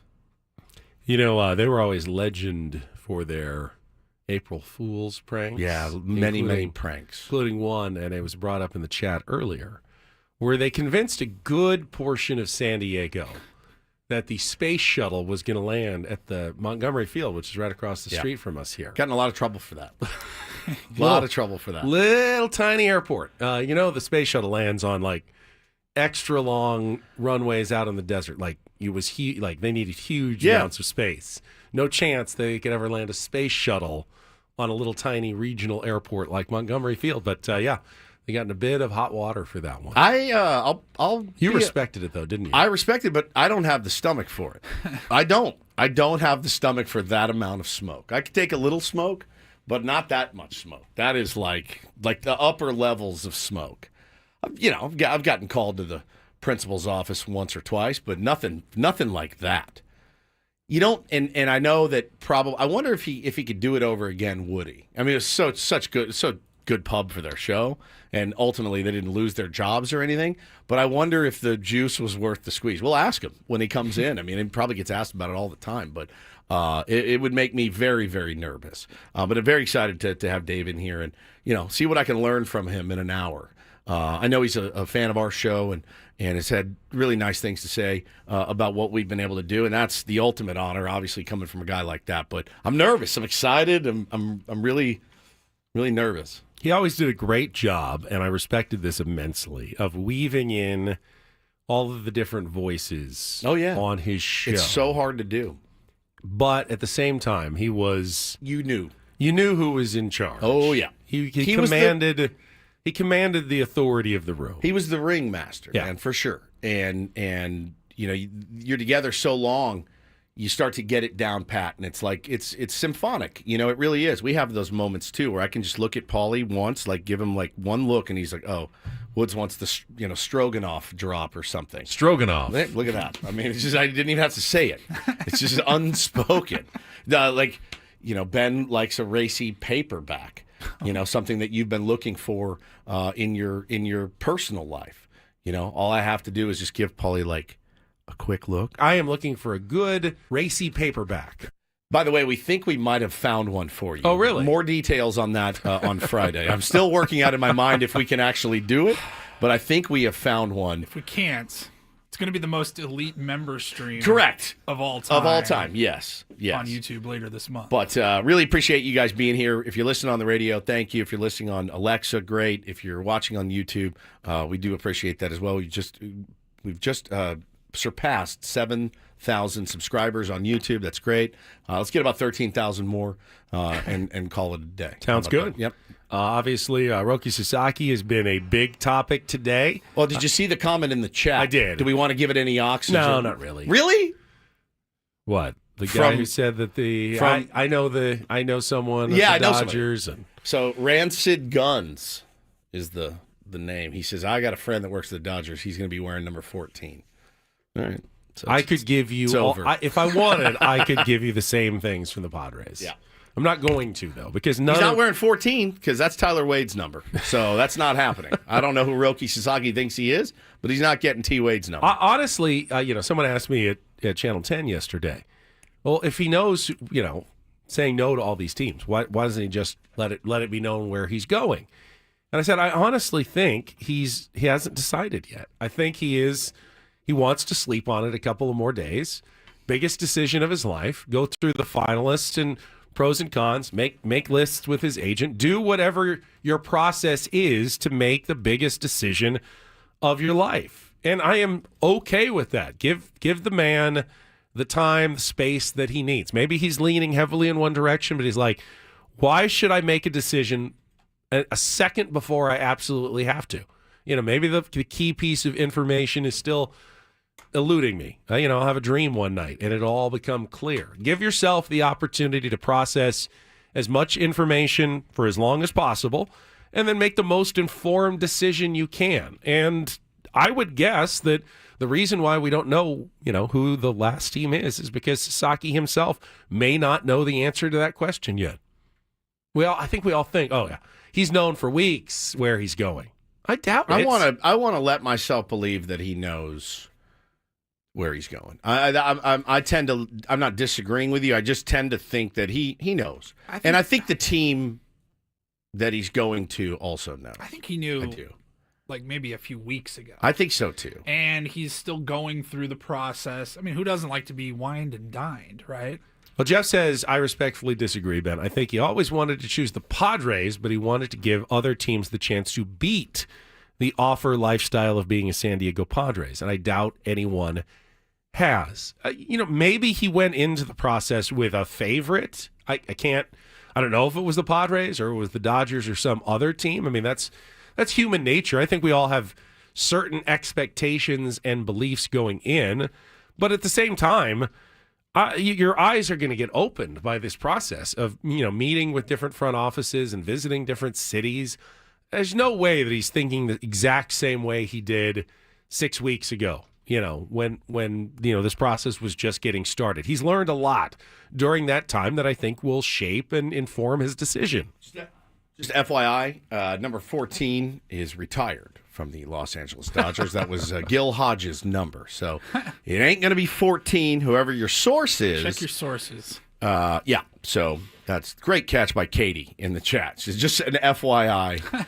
That's retired. That's Gil Hodges' number. I doubt they're going to pull Gil Hodges' number out of retirement to give it to Roki Sasaki. His great-grandchildren can give permission. Potentially. Yeah, when did Gil Hodges play? I feel like he was on the field with the Black Sox in Field of Dreams. That's Gil Hodges. Oh, yeah, he was. He's old. He's old. You coming out of the corn and playing against Shoeless Joe in Field of Dreams. I feel like he's fairly old. Well, He played with the Brooklyn/LA Dodgers 1943, and then he fight in the war because then he was off until 1947. Until 1961. That's Mel Ott and Smokey Joe Wood. That's Gil Hodges. Rancid Gun says, save comment, you will see. Your comment has literally already been disproved. He'll be wearing number 14 with the Dodgers. Physically impossible that you can unretire a number and give it to someone? Yes. He was born in 1924, though, so I don't think he played on the Black Sox. If Roki Sasaki said, I have made my decision, I am coming to the San Diego Padres, but I have one stipulation. 19. I have to wear number 19. That's it, or I'm going to the Dodgers. Oh, boy. I promise you, they find a way to make it happen. Right? Really? Really? Really. You just let him go to the Dodgers. It's not going to happen. I'm dumb. It's hypothetical. That's the most absurd demand ever. I get but it. I don't think that I think you're wrong. You think they would not do it? They'd say, fine, go to the Dodgers. We can't unretire. It's just a number. Fine. Hopefully at the end of his career, we'll have do to you? 2 number 19s retired in San Diego at the end of his career. So can we interest you Let's ask Tony Gwynn Jr. what he would think. Can we interest you in 91 instead of 19? 1.9. Yeah, 1.9. Dan says Roki is playing with Padres fans' emotions. Yeah, I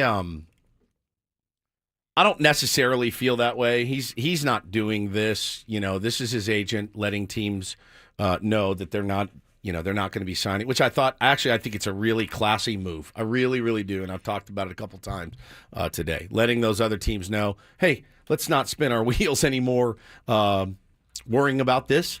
Let's move on and go get some other international prospects. And we're out of the mix. I thought it was a classy move by his team. I wish that they would eliminate 2 more today, and we would be the last person or last team standing.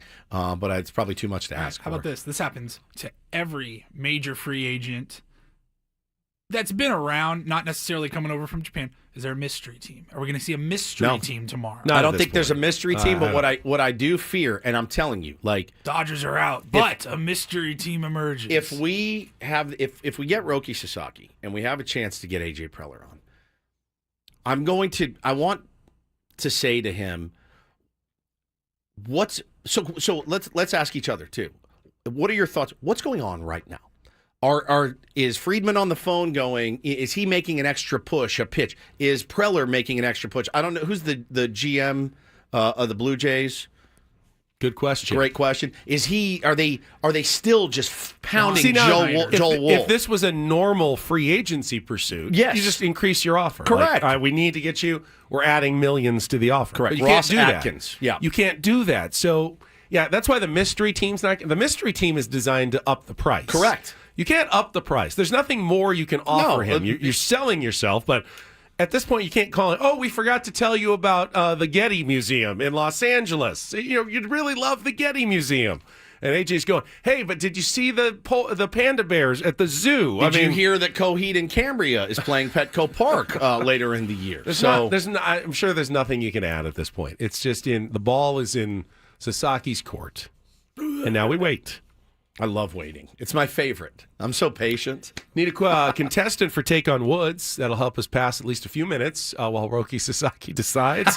You can qualify for our trip to Las Vegas, our monthly grand prize, in our musical trivia contest, UV Woods, by calling in now at 833-288-0973, 833-288-0973. We'll play as soon as we come back after Woods tells us about QC Kinetics. That's right, my friends. If you're heading into the new year with the same old joint pain, you don't have to. I'm talking about your knees, your hips, your back, or your shoulder. Make the decision now to say, no, I'm not going to do this in 2025. Get moving again with help from QC Kinetics, the nation's leader in regenerative medicine and joint preservation. You can revitalize your joints. I've done it, did it in my wrists, did it in my knee. No steroids, no surgery, no drugs. This is the future of medicine, using natural solutions like PRP to attack the pain from arthritis.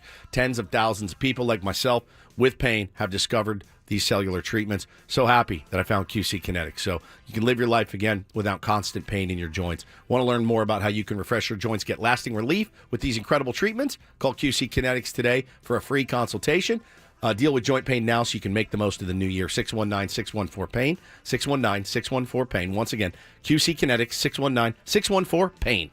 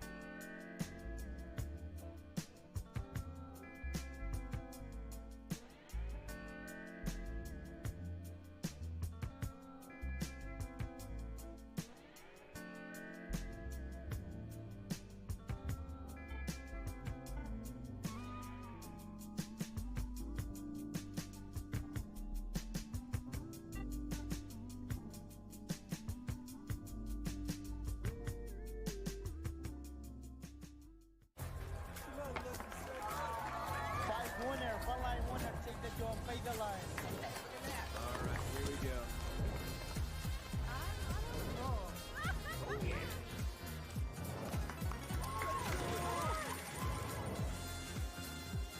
Black 17 on.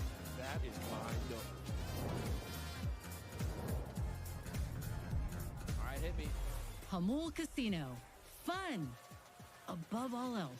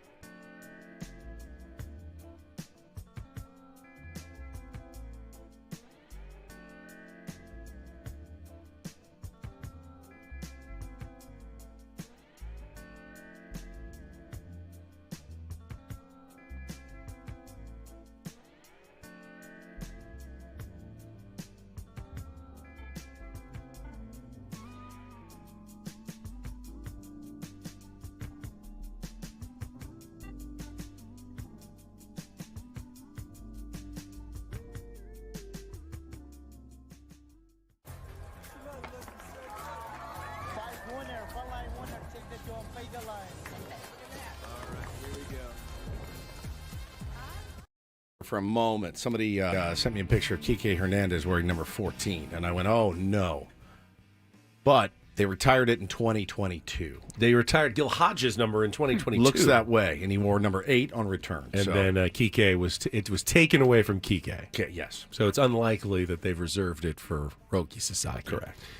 Before we get to take on Woods, we got our contestant ready to go. Eric, hang on. A little news that just came in from the San Diego Wave, who have traded young superstar midfielder Jaden Shaw to the North Carolina Courage this morning. I thought that happened over the weekend. Was that it was reported, but it's now official. So it is official, okay. Just getting back allocation money, $300,000 in allocation money. They're trying to get Roki Sasaki. They could be, clearing some space for Sasaki. Apparently, according to the reporting, Shaw requested being traded, and it's fairly common in the NWSL. Players like, hey, I would like to play for a different team, and teams say, okay, we're not going to stand in your way, so they just do that. She was a pretty popular player for the Wave, though, and they're going to have a very new-look team. With Alex Morgan retired, traded some of their original players, moved on, now Jaden Shaw. They still have Naomi Gurma and some newcomers and a good nucleus, but definitely not the same team that they had the first 3 seasons, coming back for this 4th season, changing of coaches, just hired a new coach. Very going to be new look wave this season, this summer, out at Snapdragon Stadium. Okay. All right, now that we got that out of the way, let's play a little Take on Woods.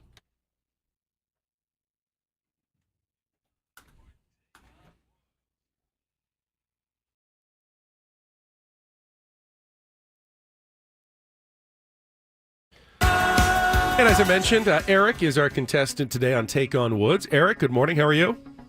Good morning. I'm doing good. How are you doing? I'm good. You sound ready to go. Your prize, if you can beat or tie Woods, is qualifying for our grand prize drawing for a 2-night stay at Planet Hollywood in Las Vegas, 2 tickets to see the Scorpions, and a $100 gas card. Scorpions have been around for 60 years. Craig Elston was flabbergasted by that yesterday. A long time. But they are having a new Las Vegas residency show live February 27th to March 11th at PH Live at Planet Hollywood Resort and Casino. Tickets are on sale now at Ticketmaster.com. All right, your first task is picking our category today, Eric. We've got All In. That's an all 2-second song category. 5 song titles that begin with the word all. We have a mystery category. The first song will dictate the rest of the answers. And we have our new category, 5150 Hold. That is a police term for a psychological evaluation. All of the song titles include a word that means mentally unwell, as it were. So All In, mystery category, or 5150 Hold. Eric, what would you like to play? Go mystery category. Oh, okay. Mystery category, 2 days in a row. I don't know if that's ever happened before. All right, I will rate this one a little harder on the difficulty scale, but who knows? I mean, all you need is a couple maybe to see if you can at least tie Woods. The first song is our 2-second song. The title of that song will then appear in all the other answers of the 5. If you don't know one, say pass. We'll come back to it if there's time left on the clock. Again, first question, I need the title and the artist. And if you get that, you'll be in good shape the rest of the way. Eric, you ready to play? I'm ready. Thanks so much. All right, I know you've heard this one before. Paul, you ready? I'm ready. 60 seconds on the clock in the mystery category. Eric, your time begins when Paul plays the music. Good luck. Let's take on Woods. Josie's on a vacation Jesse's Girl. Blanket on the Band. It's not Jesse's Girl, which is going to make this tougher. Okay. 4 Bee Gees songs from Saturday Night Fever soundtrack hit number 1 on the charts. Staying Alive, Night Fever, If I Can't Have You, and which single that was the album's first track?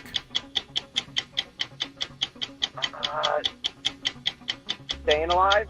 Incorrect. Redbone sings "'Cause You're Fine and You're Mine and You Look So Divine," in which 1974 song that surged in popularity after being used in the opening sequence of Marvel's Guardians of the Galaxy. Oh, pass. All right, Jack Bruce of the band Cream came up with the distinctive bass line for which 1967 hit that became one of the band's best well-known songs. Pass. Start from the top. We'll go back to, it's got one more. What's the phrase that opens the title line of the 1967 Jackie Wilson hit, Higher and Higher, that was used to bring the Statue of Liberty to life in Ghostbusters 2? I knew that was a tough one, but once you didn't get the 2-second song. Yeah. Sounds a little like Jesse's Girl, but that's Your Love by The Outfield, which means your love was the phrase that was in all the other answers. How Deep Is Your Love? Come and Get Your Love by Redbone, Sunshine of Your Love by Cream, and Your Love Keeps Lifting Me Higher and Higher. Like I said, tough category, Eric. Let's see how Woods does. All right, we had Eric. It's now your turn. I'll say this, difficult one today. Okay. I'm curious how you're going to do on this one. 60 seconds on the clock. Your time begins when Paul plays the music. Good luck, Woods. Let's take on Eric. It's Your Love by The Outfield. Correct. 4 Bee Gees songs from Saturday Night Fever's soundtrack hit number 1 on the charts. Staying Alive, Night Fever, If I Can't Have You, and which single that was the album's first track? Pass. Redbone sings "'Cause You're Fine and You're Mine and You Look So Divine," in which 1974 song surged in popularity after being used in the opening sequence of Marvel's Guardians of the Galaxy. Pass. Jack Bruce of the band Cream came up with the distinctive bass line for which 1967 hit that became one of the band's best well-known songs. Best well-known songs? Best well-known songs, yes. Most well-known songs. Badge? Incorrect. What's the phrase that opens the... Title line of the 1967 Jackie Wilson hit Higher and Higher that was used to bring the Statue of Liberty to life in Ghostbusters 2.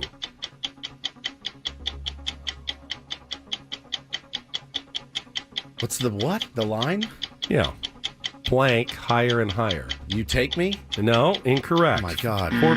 That was one of the toughest categories. You won 1-0. Oh, my Your God. Love by the outfield. Jesus. What's the category? Your Love. How deep is your love? Come and get your love. Sunshine of your love. And your love keeps lifting me. Your love keeps lifting. I mean, you know the songs. I guarantee you know all those songs, but I knew that was going to be Well, Sunshine of Your Love I would have one. nailed if I had the category. The category, yeah. But Badge has a really good bass line, too. Jack Bruce is And really you've good bass player. heard Redbone. How's that one go? Because you're fun and you might and you look. I can't do it with my voice. I can't do it even without my voice. Actually, yeah. All right.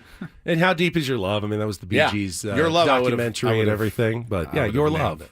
That was in every answer today. Okay. All right. Well, tough one today. Hey, at least I won. You got the win. You snuck it out. All right. We'll take a break. Paulie's going to do an early Reindl report. Speaking of music, an NBA player is maybe moving on from his basketball career to a musical career. And I just don't know. I understand that my musical tastes are very far off the beaten path right now of what's popular in 2025. Yeah. But I don't get this. All right. Let's talk about it. You going to do the wiener thing? Oh, yeah. I'm going to do the wiener thing. This is unbelievable. Oh, you're going to do that today? Yeah, All right. we'll Sounds do it now. good. All right. First, I want to tell everybody about SDFatLoss.com. It was the program that I used to lose 40 pounds in 60 days. Not only did I lose the weight, though, I think the most important thing is that I've kept the weight off for over a year and a half now. It's a sustainable program, and really the difference, there's a lot of ways to lose weight. You can try the injections, but guess what? Once you stop taking the injections, the weight's going to come probably right back on. You can do the bars and shakes and mixes. I did that one. Once you go back to real food, guess what? Your body just reacts and goes boom and explodes back again. But with the SDFatLoss.com program, it's based on real foods like chicken, steak, vegetables, stuff you're eating every day from the grocery store. You learn how to eat, when to eat, portion size, how to prepare your foods. And then you just kind of continue on. It's been a life changer for me. I feel younger. My metabolism is sped up. My energy is through the roof. I sleep better. My pain, joints, knees, back, so much better thanks to SDFatLoss.com. All you have to do, set up a free consultation at SDFatLoss.com. Do it now. Right now in the new year, they're offering $200 off for new clients with their New Year special before January 31st. Take advantage of it today. Set up your free consultation at SDFatLoss.com. That's SDFatLoss.com.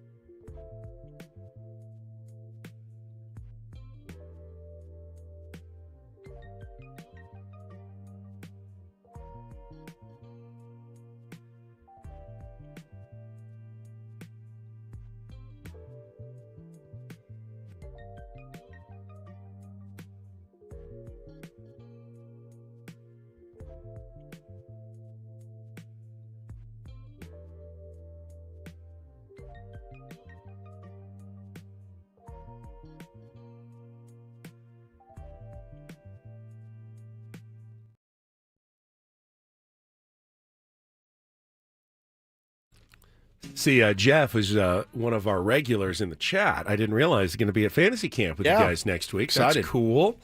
Some tier ones who are making their way over to Peoria, Arizona. And again, we'll be broadcasting live from the Padres spring training facility Tuesday through Friday next week with many of the legends of the franchise in attendance, including Jake Peavy, who was honored last night, inducted into the Breitbart Hall of Fame, along with Adrian Gonzalez and Sharday Houston, in a dinner at the Hyatt Aventine in La Jolla. So congratulations to Jake on that great honor last night. Gave a bit of a speech. Saw a little bit online. Didn't get to go last night, but we had the Monday Night Football game and the post-game newscast. But very cool for Jake, and always looking forward to seeing Mr. Peavy Love him, man. in person. And, some of the rest of the Padres stars of the past that will be part of fantasy camp next week. I can't wait. Can't wait to see everybody. It's going to be a blast. And you don't know like what team you're going to be on. They don't decide that until you get there. No, we do a workout Sunday all day on Sunday, and then they'll draft teams that night. There's like dinner in the clubhouse and all that. They'll announce the teams, and then it's awesome. We get going Monday. We're actually off on Monday. It's Martin Luther King Jr. Day. The whole station is off on Monday, so we'll have 2 games I think under our belts. On Monday, we'll hit the air on Tuesday morning, and then very sore double headers every day. Now, do you know where you're drafted? Do they tell you, or you just end up on a team? I don't know. I think you just end up on a team. Do you feel like you're a fairly high draft pick? I used to be. Yeah. Maybe it's eyewash. I've seen the pictures. Like, they post a slideshow at the end of the week. Like, they have the full conference room table, and they like it a looks live like they're fantasy doing a draft, but with real people. Yep. Yeah. I used to be. I don't think I am anymore. So last year you were drafted by Terry Kennedy. Yeah, it didn't work. But you guys just kind of were oil and water. It ended up trading you. Yeah, you don't like me midweek. for some reason. It's fine. Some people don't like me. I don't like some people. We won the next 2 games after we traded Woods. Yeah. It was very weird. Got rid of the clubhouse cancer. Allegedly. And many would say I'm a glue guy. But not Terry Kennedy. Not Terry Kennedy. For what I rubbed him the wrong way for whatever reason. Just out there giving my best effort every day. First and only person ever traded in fantasy camp. It was it was an auspicious start. Which puts you guys on different teams for the first time ever. Yeah. Which meant we can do. Which wasn't the worst thing, because then you had sometimes different game times. Occasionally, you guys have to leave the show to go play in a game.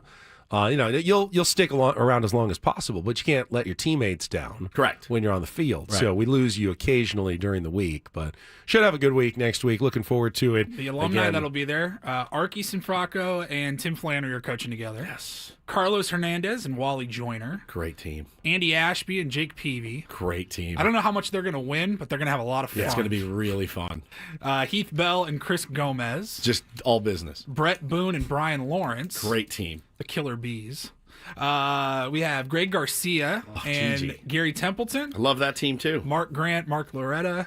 I played for those guys. They don't take it seriously. Dave Dravecki and Terry Kennedy are back. See, as much as I would love to play for Dave, comes with Terry.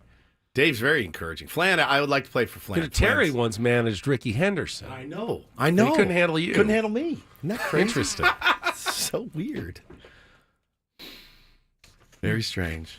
Paulie, take it away. I want to get to this. We got traffic and then our Rundle report here next on the Fan. From the 855 Get Ross Traffic Center, protecting San Diego after accidents or injury, here's Kelly Danick. The westbound King Freeway's been up to no good this morning. Crash at College Avenue, blocking the slow lane. Up ahead before the 15, got a stalled vehicle in the center divide, and some more slowing into downtown, all due to this crash that cleared near the 5. Now a crash on southbound side of the 163 before the 52. That's got the fast lane blocked. I'm Kelly Danick with Ben & Woods, San Diego's #1 sports station, 97.3 The Fan. And get things started here with our today's edition of the Rindle Report. Now tuned into the greatest. Welcome to the Rindle Report with Paul Rindle. Hi, Paul. All right. 2 stories from the world of sports that we haven't gotten to yet. We'll start off in Major League Baseball. And 1 story that you didn't know you needed. Are you laughing, biatch? It's the Rindle Report. Hey, Paul, how you doing? Okay, how are you? On 97.3 The Fan. Are you ready to bless the mood? I need some help, please. That was good. Can I get a yeah? Oh, yeah. All right. Oh, I can't wait for this one. Yeah. Let's start with the local story and then will get weird after this one. So we mentioned it very briefly yesterday morning, that yesterday was another monumental day in San Diego sports. As you know, the Ben and Woods show, big soccer show. Huge soccer show. Go SDFC. Nice. Paulie's wearing his kit. It was not planned, but I am wearing it. And so yesterday they had their first ever training session at the Sharp Healthcare Performance Center out there in Sequan. Singing Hill, Sequan, El Cajon out there. Yep. Yeah, so they all got together for their very first workout as a team. They're getting ready for their first match here coming up in just a few weeks. You weren't out there? I was not. Now, my colleague Steve Smith went out for the first practice, talked to the head coach, came in studio with us for our Christmas and holiday extravaganza, Mikey Varas. Yeah. The GM, Tyler Heaps, Tom Penn, who's the CEO. And then they got to shoot some of the practice video. And I did not realize this. Neither did Steve, actually. Steve, we came around. We used to cover the Chargers, and they'd be very strict on when you could shoot. Like, there's 15-minute window. You can shoot this part, stretching. They didn't want to give away any of their, like trick plays, strategies and stuff. We didn't realize soccer's kind of the same way. They were very regimented. You got 15 minutes. You got to stand between here and here. Don't shoot this. Don't shoot that. Don't shoot. I mean, taking it really seriously. Not that I didn't expect them to take it seriously, and obviously my soccer knowledge needs to start getting to the next level here as we have a team in town. But I didn't think you could give that much away on the first practice of all time. Like, are you installing some trick plays, or do they have trick plays in soccer? The hidden ball trick or anything? Yes, the hidden guy puts it under his shirt and runs down like it's his pregnant belly. Where did it go? Where did it go? And then at the last second, he punches it out and kicks it in the goal. Yes. The old pregnant trick. Just felt more like, I know they have set, there's set plays, pieces. Set pieces, and you charge and stuff, but I didn't realize they were taking it security was tight, like in an NFL facility. I like it. All business. They are all business at San Diego FC, even for their very first practice. Good. That's how it should be. Beautiful venue, though, out there. I saw the pictures. I mean, keep the media. The hills of Sequan out there. It's very nice. Keep the media out of it. It can only do harm, right? Yeah. All right, we'll move on. The first story that's kind of bizarre that we teased. LiAngelo Ball, one of the Ball brothers. He was there's three, right? Yeah, there's Lonzo, LaMelo, and LiAngelo. And dad is LeVar. Yep. LiAngelo was the least basketball talent-wise. Correct. Of the three, but hey, he played in the NBA, so whether it was hype or not, he's done. He's in the fraternity. No, I think he's still playing, isn't he? I don't think he currently is on a roster. He's not. I do not believe he is. So, when in doubt, go to Plan B. Plan B. And we've seen this before with athletes who maybe it's just a hobby instead of an actual career or job where they put out some music. And LiAngelo Ball, this was from Shams Charania, the NBA insider for ESPN, says that LiAngelo Ball yesterday signed a deal with Def Jam and Universal Music Group.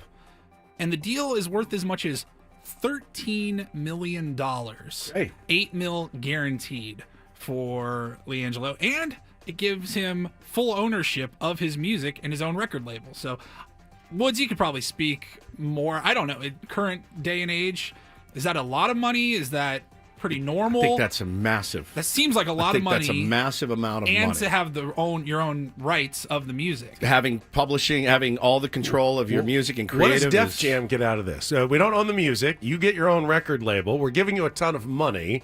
What do they get? Merchandise? Percentage. Okay. Yeah. Percentage. Is he going to sell that much? I mean, he had a song, Tweaker that came out, I think, a few weeks ago. On YouTube. It's got 8 million views. It has done quite well. It's getting a lot of pub from basketball players, which helps. I understand that. He was the number 2 overall pick by the Lakers. So that was was that? No, that was LiAngelo. Yeah. No, Lonzo. Lonzo released the song Lonzo. ZO2. That's right. He did. That was to promote Big Baller brand. That's right. But this is actual supposedly. Middle brother went undrafted. Was given chances by the Pistons, Hornets, Lakers. Failed to make a regular season. That's roster. LiAngelo. That's LiAngelo. Yeah. I thought he was the little brother. No, that's LaMelo. LaMelo. He's the one who went to Australia for a couple of years, so he wouldn't get drafted. Lonzo's had a decent career.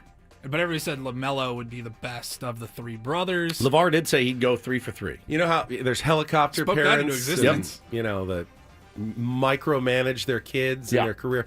LeVar Ball's like the osprey. I mean, he's an entire Air Force in managing all of his kids' marketing and media. You can't hate because look what's happened. I just don't know how do you get $8 million guaranteed and up to $13 million on one song that got blown up on TikTok. Can we play some of it? I mean, if you really want to hear it. I have to. I might swerve in that corner, whoa. Hold on tight, cause I tweaking this letting go.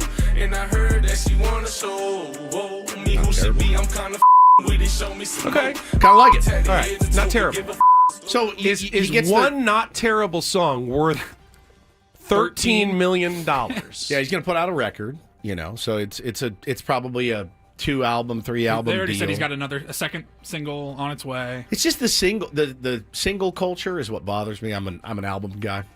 Put out a record. I don't want 14 singles dropped over the course of 6 years. Give me I want to put out your record. Isn't it like they do 2 to 3 singles promoting the upcoming album? And then where's the album? So I mean, we'll see. We'll You see how gotta the put in album the goes. work making the music. Yeah, of course. A lot of people just they just do an album and then they release it, and the first single is track 3, and then they go from there. This is like, here's the single. I promise you, there's more coming. You're really gonna like it. It's a lot of money on that one. There's a lot. Just taste of a song. Yeah, essentially. it's a lot. It's for somebody it's that a big doesn't deal. have the background, like the catalog to It's a big. prove I think themselves. it's a really good deal for him, man. For him. Yeah. Oh yeah. Oh yeah. How do you say no? You're like, wait, what? How much? Okay, where do I sign? Yeah, Guznair says they have to do it that way now. People don't buy records or albums as much as before. Yep, it's true. Yeah. All right, All right, let's go. Finally, I guess this is sportsy. Yeah, this is a sports. For our third Good. Marble This is a Report sports story, I'm Ben. literally reading from ESPN here. Woodsy sent this over yesterday. Sure did. Let me just, I guess, read you the headline, and we'll parse it out. We can go from there. Lazio, the Serie A The club? top Italian soccer league, Serie A. Serie A. So Lazio, the headline says Lazio part ways with Falconer over. Well, Falconer, like he's a falconer. Person who he releases handles the falcons into around the stadium, and it's a cool. It's like thing. their mascot. They're the Lazio Falcons. So he is the guy that does the lets the eagle soar, And then it returns to his part ways with Falconer over quote penile implant posts. And yesterday it was announced that they have let this man go, the Falconer, after the local media there reported that he had shared images of his implants on social media. When you get your penile implant, my only advice to you is just keep it off your Instagram story, Benjamin. Okay? Hold on. Okay. They became aware of photographs and videos on social media. So he had some sort of medical procedure. Was this like optional or medically necessary? No, it was not. It was not. He did not have. This was elective. It was an elective surgery. Elective surgery. Correct. Was it like an enlargement process or what? Don't know. What do we know anything about this? He said particular surgery. So he said he had the implant to increase his performance. And he has no regrets over his behavior. He said, I put the video on my private profile, so it's a private thing. If people then circulate it, what can I do? My conscience is clear. I published it only to let people know about the surgery. I've never regretted anything, let alone doing it for something that has a medical purpose. Is it possible he got like a discount on the surgery by because he was famous? Plugola. Well, yeah, exactly. It was like, you just need to post about some before and after pictures. Let's work a deal here. I'll post the surgery if you give me a 25% discount. He pulled the Ben Higgins. Do you know who I am? Yeah, do you know who I am? He says, I had the surgery to increase my performance because I'm very active. I need to... Not to brag. I can't say that. I'm very active. But I need to complete whenever I have free time. A wonderful surgery. I had it to be as good as I was when I was young. Is there surgeries that do that? Oh, So this is the fascinating part. My is normal, is natural. But with this device, I press a button that allows me to perfectly control both the... What? Wait, so he's like... It's a button. Iron Man now. Just he can push a button. And There's a button. Like a robot This is wiener? not where I was... He said I would advise people to have this. This is not where I was going. Is it like a... I mean, is it like... remote button, or is it like attached by a wire? Is there a wire or something? He said there's a button that he pushes. Is it an app? Is it like Wi-Fi? Is it Wi-Fi connected? It's Wi-Fi connected. Bluetooth?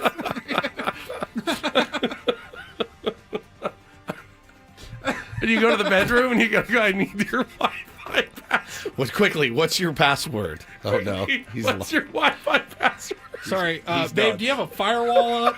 Like, I'm not able to get it. He is tickled pink. It's a button. A button.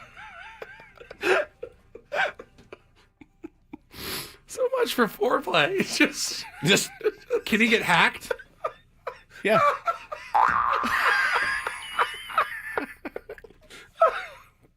Someone takes control of the button. Don't let the button get into the wrong hands. Because you're sitting at lunch. Hey, who's got my button?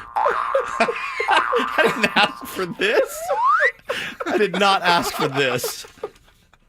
Paulie, are you pressing my button again? Gives new meaning to the term. She really presses my buttons. Stupid. Oh, God. Holy cow, dude. I guess I had no idea. Nor did I. Technology this is really process advanced. worked.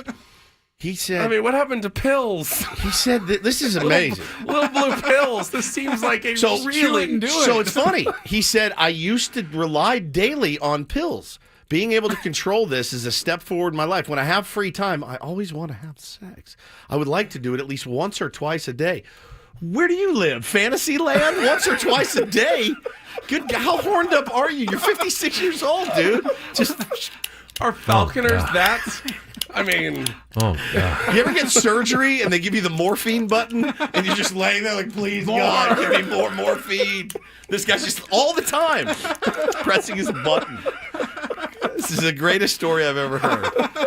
And so he's dug it. He's like, I haven't seen the pictures. I want to see the picture. I don't know why, but I want to see what I'm looking at here. I'm sure you can find it. I looked. I couldn't find it. If somebody finds it, please send it to me. I mean, I think we need video of the button being pressed. Yeah. Just really, really interesting.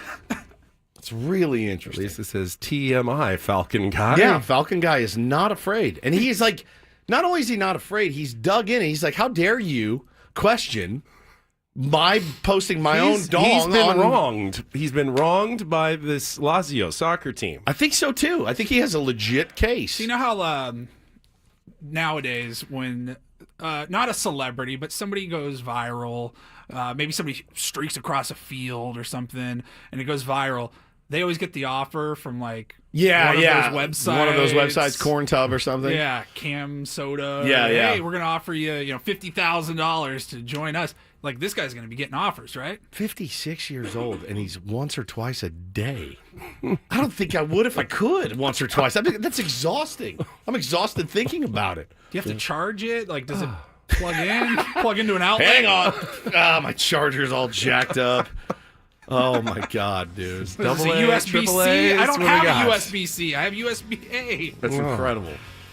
My favorite story of the year so far. That's the story of the year so far. With that, write that down. Yeah. Save it. That's the story of the year so far. We get ready to welcome San Diego radio legend Dave Rickards I bet into Dave the Rickards studio. would have appreciated I that bet he story. would have liked that story. He will join us for our final hour coming up next with Ben Woods on San Diego's #1 sports station, 97.3 The Fan.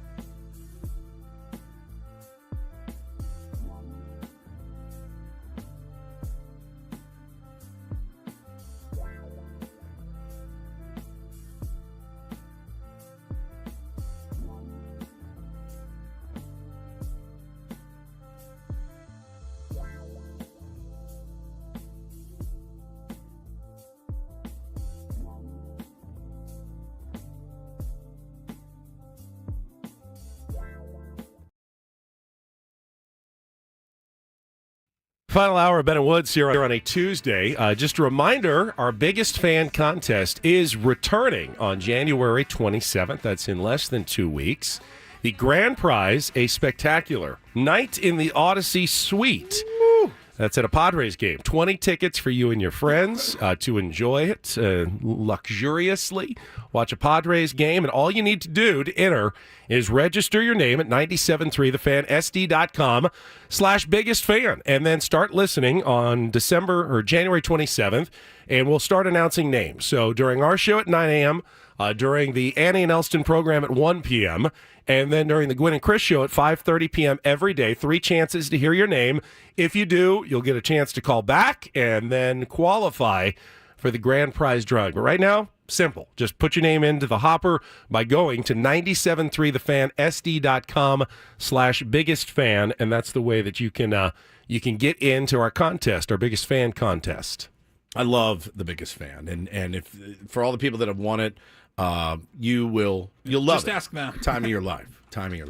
I'm told our special guest is on his way up, so that Yes. should be here in just a couple of minutes. My heart's racing. Me too. Yeah. Me too. Very excited. Have that kind of awkward moment where now we have to we're like on the greet air. him in on the air, but you'll just have he to knows all about bear awkward with us. moments. Yeah, well, He got you a do few. know that he is well aware of all the intricacies of radio. Like, there's nothing that we no will surprises. encounter that he has not already dealt with. Interesting. How many years was he on Like in 30. the mornings? Yeah, Like 30 years. at least, I think. It's insane. I'm coming up on 15. On February 1st is my 15th year in San Diego radio, which is amazing to think about. And I can't even fathom doing that twice. Hey, when I get to February 1st, you go, hey, buddy, you're halfway home. That's nuts. So in March, will this be our 8th anniversary as a show together? Seventh year as a show together coming up in March. And I'll tell you what, it's taken most of that time just to kind of develop the chemistry that you need to have. So it's pretty amazing to have that kind of longevity. And there he is. He's walking into the studio. I will say that when I was a younger broadcaster, I worked in the same building with our next guest. I don't know that I ever actually spoke to him. I think I was a little too nervous to do so at the time. Passed him in the hallway certainly a few times, but mostly kept my eyes to the carpet and just kept to my own business. But it is a pleasure to welcome and introduce a San Diego radio legend joining us here on Ben and Woods this morning, Dave Rickards of the DSC program. Well, thank you. Thank you very much. That voice. There it is.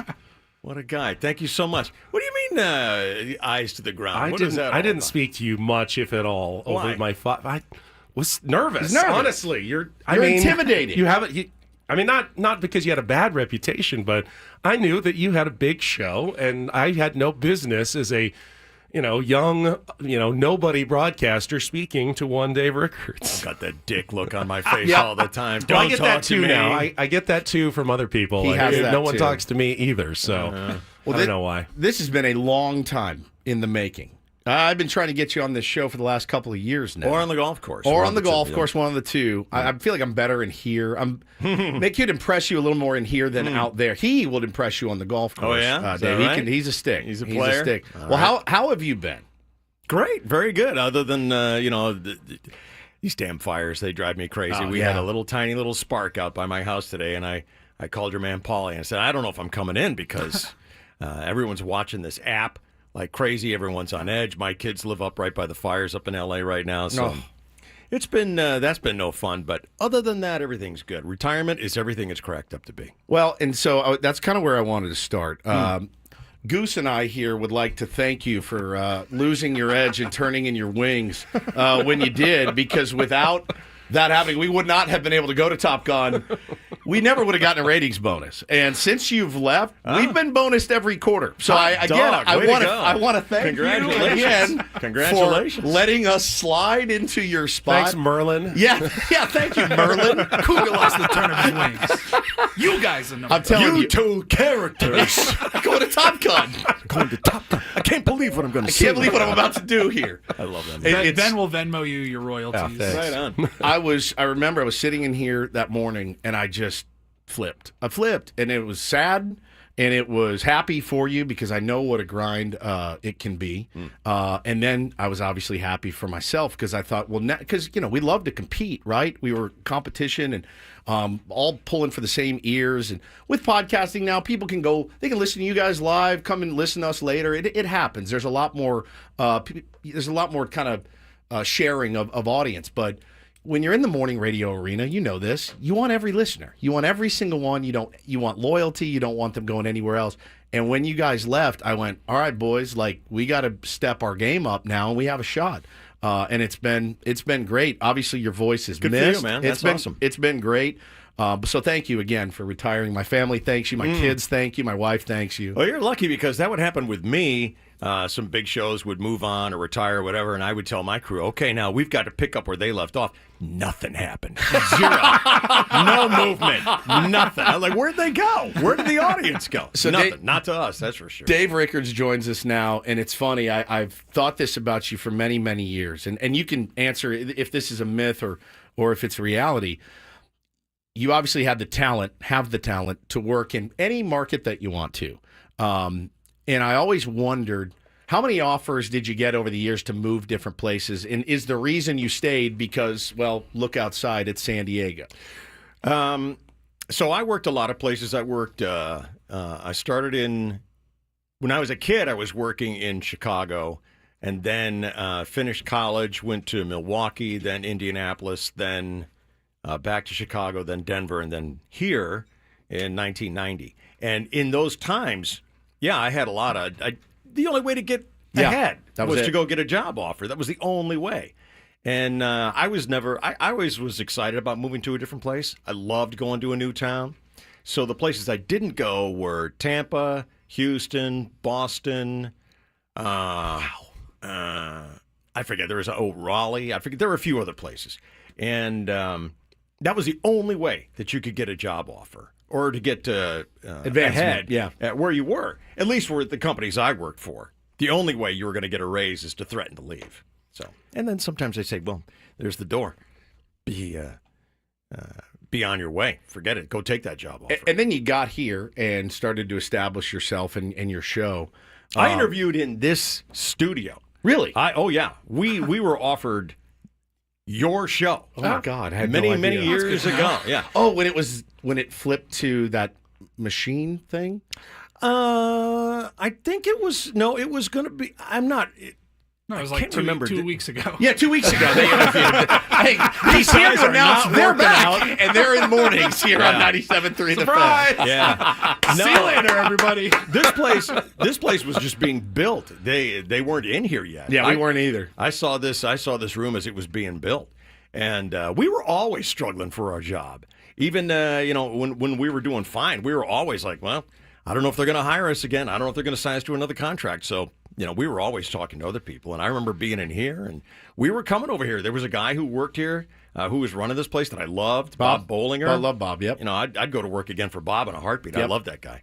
And he was inviting us over here, and I don't know. The launch on this place seemed a little bit sideways. There were some funky people who were working here, and then they brought in some big executive from New York, and I failed the interview with him, and they were like, take a hike. And wow, that's insane. We were always desperately trying to get a job, even at our own radio station. That's the truth. It's true. It's the nature of the business. It's truth, yeah. The voice doesn't need much introduction, but we've got Dave Rickards in studio from the DSC program. We have a lot of DSC listeners who are in with us in our chat right now, and I think they'd like to know, caught up on all of your radio colleagues. How's everybody doing? What are you up to? Just kind of where's life they're stand? in the wind. They're gone. They're gone. Never haven't heard from Shane him in years. No, he's gone. Where is he? I don't know. I don't know. He could be next door. He could be in Taiwan. I have no idea. Haven't heard from him since. I hear from Boyer from time to time. Oh, my God. I ran into Shelley at Costco. I talked to Sarah from time to time, and that's it. The big man, the dean of American sportscasters. I question was it a dream? Am I Pamela Ewing waking up? Yeah. Or Bobby Ewing, whatever. Who had the dream? Was it Pamela Ewing on Dallas? Did it ever Bobby, happen? Yeah. He's just gone. Holy cow. Yeah, he's gone. Woods knows that when our time comes, whenever it is, I'll never hear from him again. Paulie and I will be brothers until the day we die. I will never hear from Ben again, ever, which is wild to me. Our fans would always say, "What do you guys do after the show? Do y'all hang out? I mean, do you go to lunch?" It's like, no, gone. See you later. We love each other desperately, and we'd get to, we would start our day early. We'd be there long before 6 o'clock started. And we were there together for a long time. We were together for 33 years. Wow. And, when the show was done, if someone said, hey, I'm having a party, or like in my case, I'm getting married, they'd be like, oh God. Yeah. Do I have to come?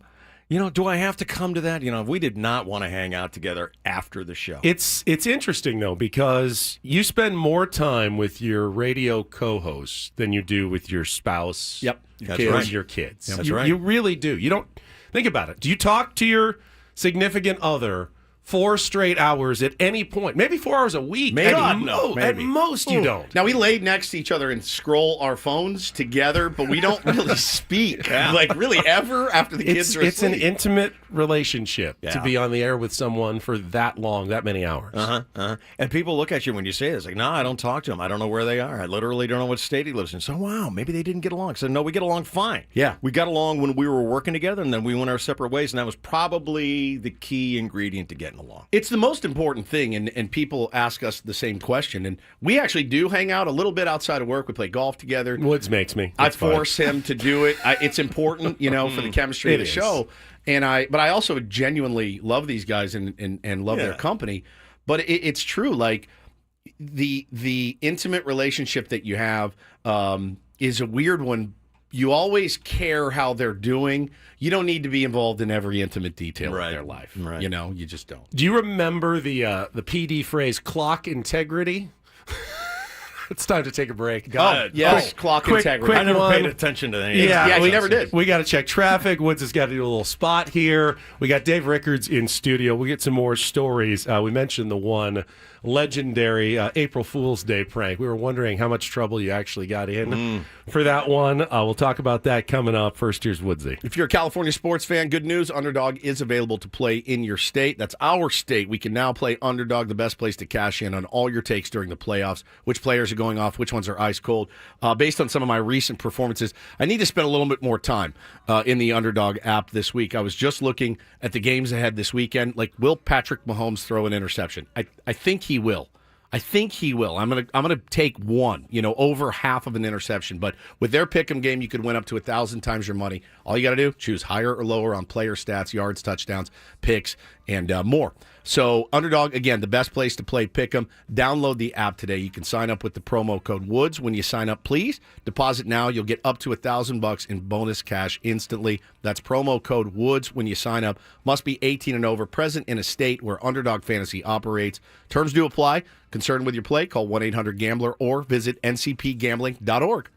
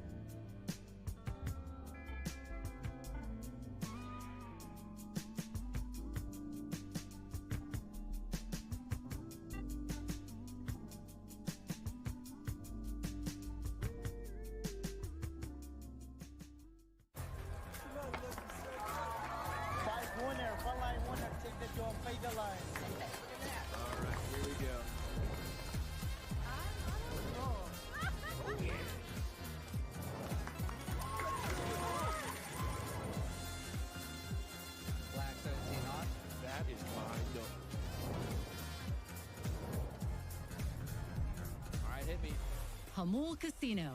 Fun above all else.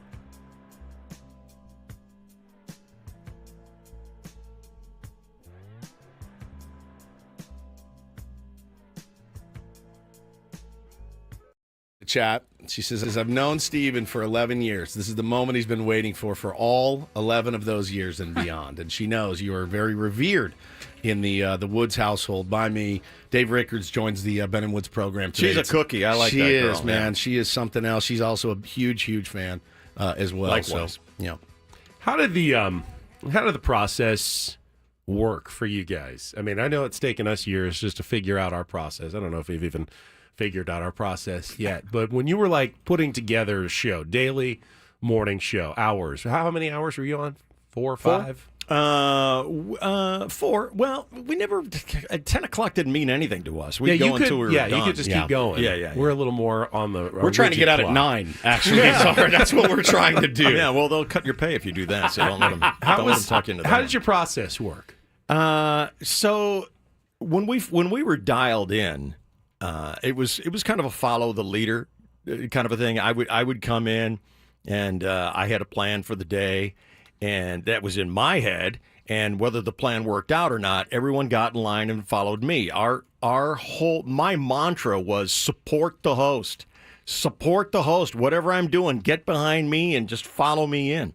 And 4 times a morning, support the host became let's see what Chainsaw's doing, because he had his own. He was in his own world. And every morning at 6, 7, 8, and 9:20, he was doing his sports, and that was. I had nothing to do with that unless he invited me in or I gave him an idea, something like that. But he was his own satellite going around our show. That's amazing. Support the host, Ben. And you support the host. I will support the host. I feel like I do support the host. You do support the host. You're very supportive. And for many years, Chainsaw stayed kind of that satellite just going around the show. He would just drop in. But around... I'm going to say around 98, 2000, something like that, he decided, okay, it's all right for me to get on the radio without a script.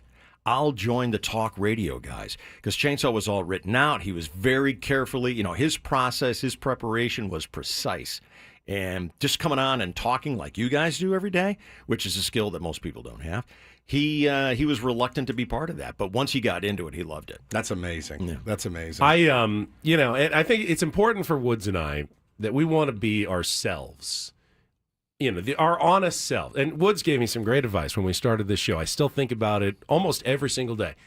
Be yourself, but just like plus 10%. Just, just amplify your beliefs, your quirks. Just let it loose. And it was such a freeing moment for me. Do you feel like you were true to yourself? Oh, yeah. On the radio every 100%. day? Yeah. It's so much easier to do that rather than to sit there and work at what kind of a persona am I trying to be?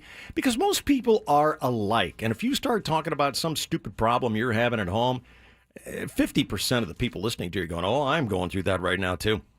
Well, did you find it hard 7 years ago when we started, I was a bit more vociferous. And I think as I look back on it now, more performative. But I didn't mean to. It's genuinely how I vociferous in the time. But I've had kids. Vociferous and performative? He was an English major. I thought I was on a sports station. What am I, in PBS? What the hell is going on? So I would... Do you ever make the loud noises and the hurrahs? I would get mad. I would get mad, and I would pound the table. And then I've gotten older. I've had kids. I feel like I'm a little bit wiser, and I'm like, can I be the new me? Now you were always honest about like your personal struggles and things like that. Yeah. You were always very open about your sobriety and things like that. Yeah. Do you find it harder as you got through your career of like, oh, I need to act more like the old Dave, or no, this is the new Dave. You guys can either like it or not. No, and you'll watch this happen with your career. You start out when you're a young guy and you're appealing to the young people, and then you get married and you have kids and you're appealing to the middle crowd, and then you get a little bit older and all of a sudden the 25, 54 people fall madly in love with you. So as you get a little bit older, your audience is getting older with you. It works out great. I know this is going to come as a shock to our tier ones, but Woods has always pushed me a little bit beyond where I've been comfortable as a sports guy, TV guy. I'm more buttoned up, and he always wants, let's take some chances. Let's do some things that are a little on the edge. That's him in a mesh shirt. Nice. I like that. That's a good look. I like that. Let me see that again. I might want to push my button. I like that. Amazing? Yeah, nice. Yeah.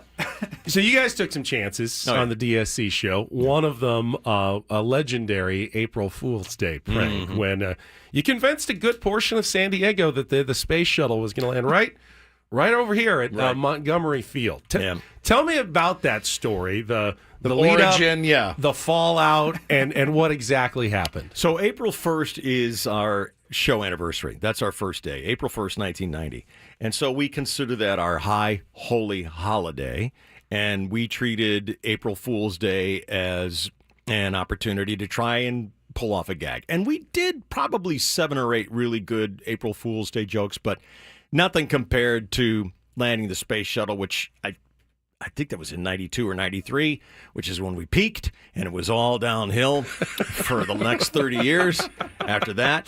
But, it was one of those, if you saw it, if you were in the studio watching it, it was the most basic chewing gum and baling twine thing held together, the dumbest little thing put together that just lightning in a bottle got captured that day. And we just started the morning by saying, hey, it's not an emergency, but there was a problem at Edwards Air Force Base where the space shuttle normally lands. Who knew that Montgomery Field was the backup? Because it's so close. Yeah. They had some sort of power failure up there, so they're going to land the space shuttle here today. It's pretty cool. When are we going to get a chance to see that again? So if you want to see the space shuttle land, Montgomery Field this morning. And we faked up some phone calls and made it sound like it was really happening. And then we had just a ton of people out there to watch it happen. And right when the shuttle was about to touch down, Chainsaw, who was Commander Burns, as the so-called commander of the space shuttle, said, has anyone said April Fool's Day? Oh, my God. It was, it was fun.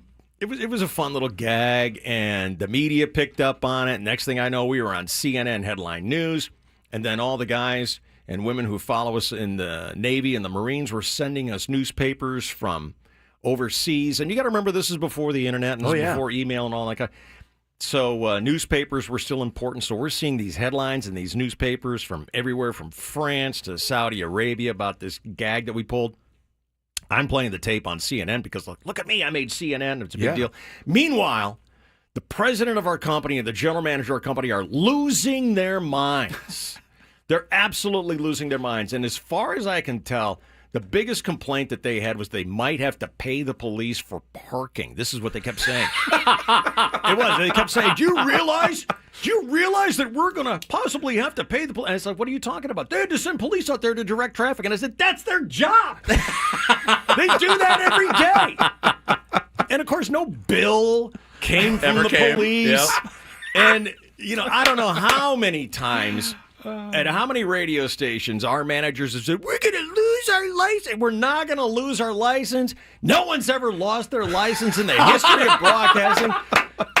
Jesus, settle down. They do hold that over your head a lot in this business. Do. We're going to lose our license. We're going to lose our license. And I got to tell you, one of the radio stations I worked for, in the last, 10, 15 years, something like that, the closest we came to losing our license was her fault because she was a convicted felon. And you're not allowed to hold a broadcast license when you're a convicted felon. And she sat us down. She sat us down in the conference room one day when Boyer decided to show us nuts on CBS TV. This is 5 minutes after I told Boyer, when you go in there, don't do anything stupid. Be cool. Just sit there. In fact, don't talk. Don't even look at the cameras.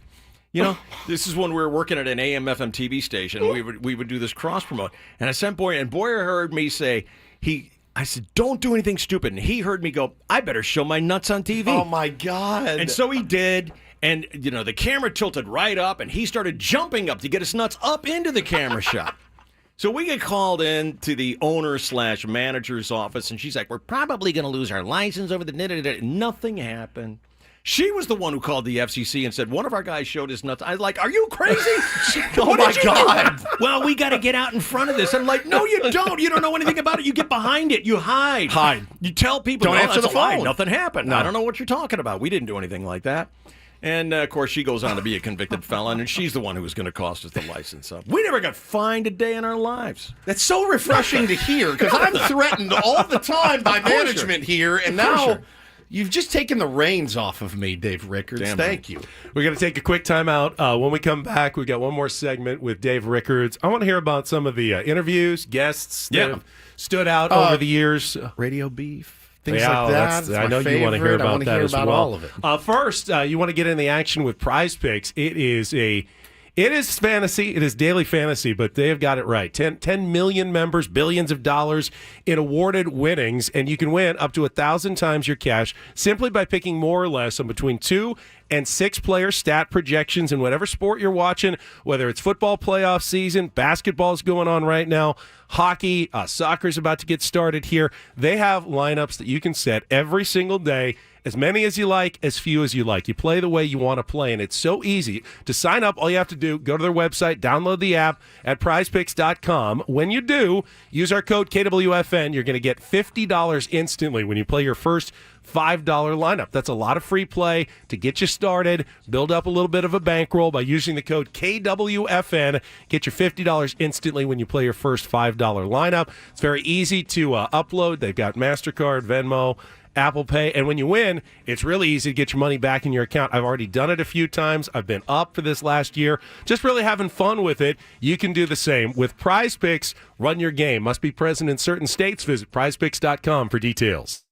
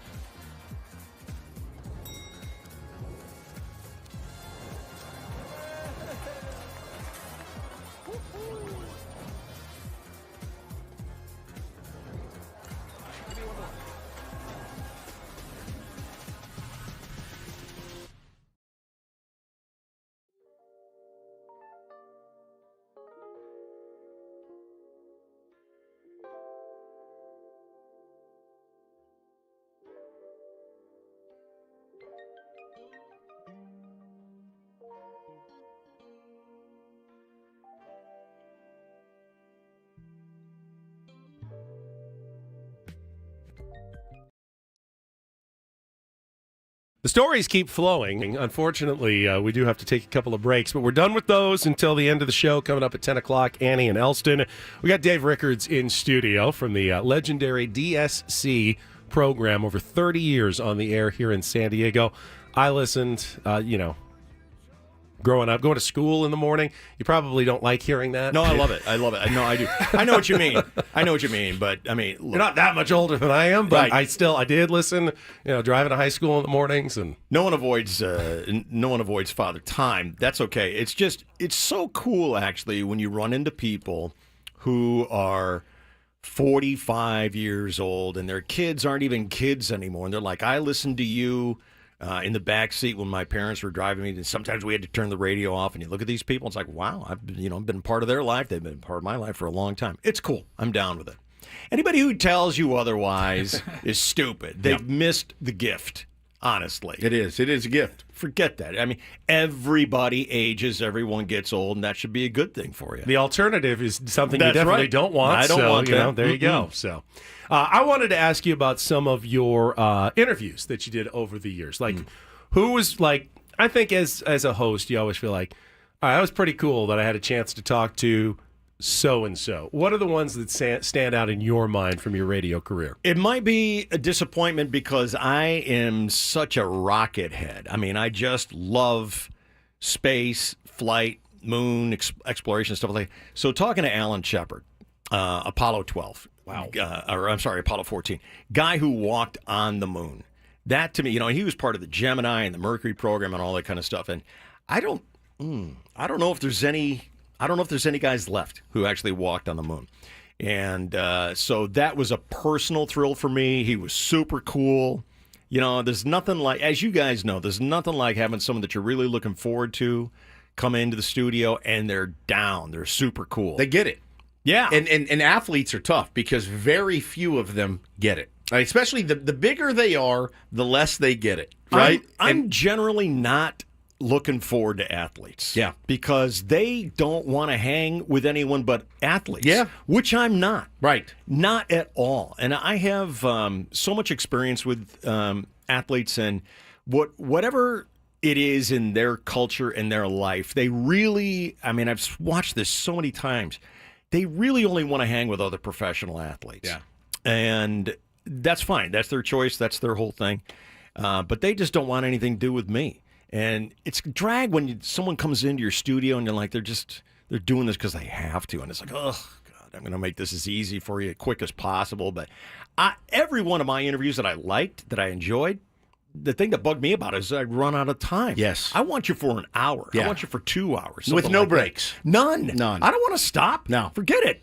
No one wants us to stop. It this kills, is great talk. kills the momentum. It's why, Stern's successful where he's successful because he can go for 2 hours. And you look up and you go, I just listened to him interview Eddie Vedder for 2 hours straight, 2.5 hours, and they didn't have to take a break or anything like that. The momentum flow, continues to go. It's incredible, and that makes it tough. All right, I got 7 minutes with this guy. So how was last night's game? Like, what are you looking forward to? It really, which is why, and we fight tooth and nail about this. I'm like, I don't want any interviews. All right. No more. I'd rather just talk and shoot the breeze. Two guys who were great, who broke that mold that I was talking about, were Tony and Trevor. Yeah, Trevor's amazing. I love those guys because they were fun. And Tony, I've never known a more generous athlete interview guy in my day. He was the best. Hard to say. He had a hard time saying no to interviews. Yeah, right? he was so He good. would do tons, and of course we get to work with his son here, who's awesome. And Dave Rickards joins us in studio. So listen, the radio business can be a little bit. It can be a little bit bitchy at times. Shows get bitchy with each other. Shows get bitchy with each other in the same building. But when it's your competition, who when you look back at your career, did you go, oh, God, we had beef with them? Oh, Jeff and Jer. Jeff and Jer. And would you say it on the air? Oh, yeah. Because I always have a hard time. Shows take shots, and I have a hard time punching back. I don't have a hard time punching back. I don't punch first, though. That's the thing. So you would take shots at them. I would, but that all comes from insecurity and fear because I couldn't beat those guys for 10 years, our first 7, 8, 10 years, something like that, before we could get ahead of Jeff and Jer. So that was all insecurity on my part. I was mad. I was angry. I was convinced they were paying off the ratings people. They're cheating somehow. No, PEDs. They didn't deserve the success that they had, all that stuff. So, yeah, I was a jerk to them. I was an absolute jerk to them. And Jeff in particular, I think, is probably...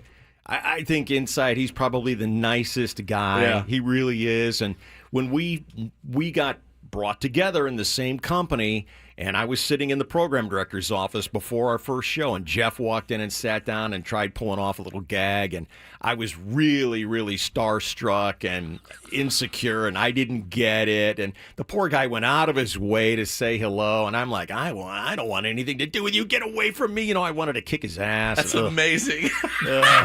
I was not good to him. I wasn't. That's incredible. Yeah. And you can admit it now. I have no other way.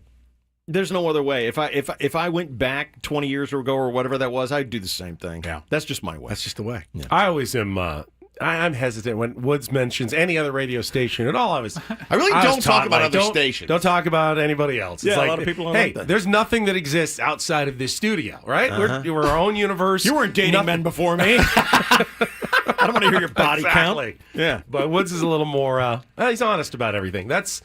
It truly is one of his greatest strengths. He can talk about his life, anything, with such honesty and openness. It's shocking to me even sometimes. Well, look at my heroes. I mean, one of them's right here. Yeah. And you did the same thing. You did the same thing, Dave. I heard him playing coy about how the button works. I mean, he hasn't talked about where it is and how. Well, where is it? You know damn well where that button is. The minute I need that is it takes two to tango, as they say. If I tried to pitch once or twice a day to my missus, it's not happening. That button or not, it's not happening. 2 kids, 7 and 4. There's no way. I know. You don't even want to. You're exhausted all the time. You don't practice falconry. There's no falconry. No, definitely not. Who knew that was the new rock star? I know, right?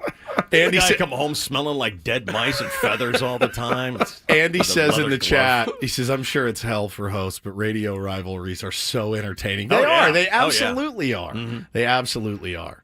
Talking to Dave Rickards, this guy here is always trying to dream up the next bit, the next potential memorable segment. You guys had some on your program. I want to ask you about a couple of your favorites. First, quick check of traffic with Kelly Danick here on 97.3 The Fan. From the 855 Get Ross Traffic Center, protecting San Diego after accidents or injury, here's Kelly Danick. Southbound 163 got this crash just past Kearneyville Road. Was blocking the fast lane. They managed to move it into the center divide. Then up ahead before the 52, got a crash over to the right shoulder. Also an accident on westbound 8 before the 805. Those vehicles are blocking the fast lane. Up ahead before Mission Bay Drive, another collision. Those vehicles are in the center divide.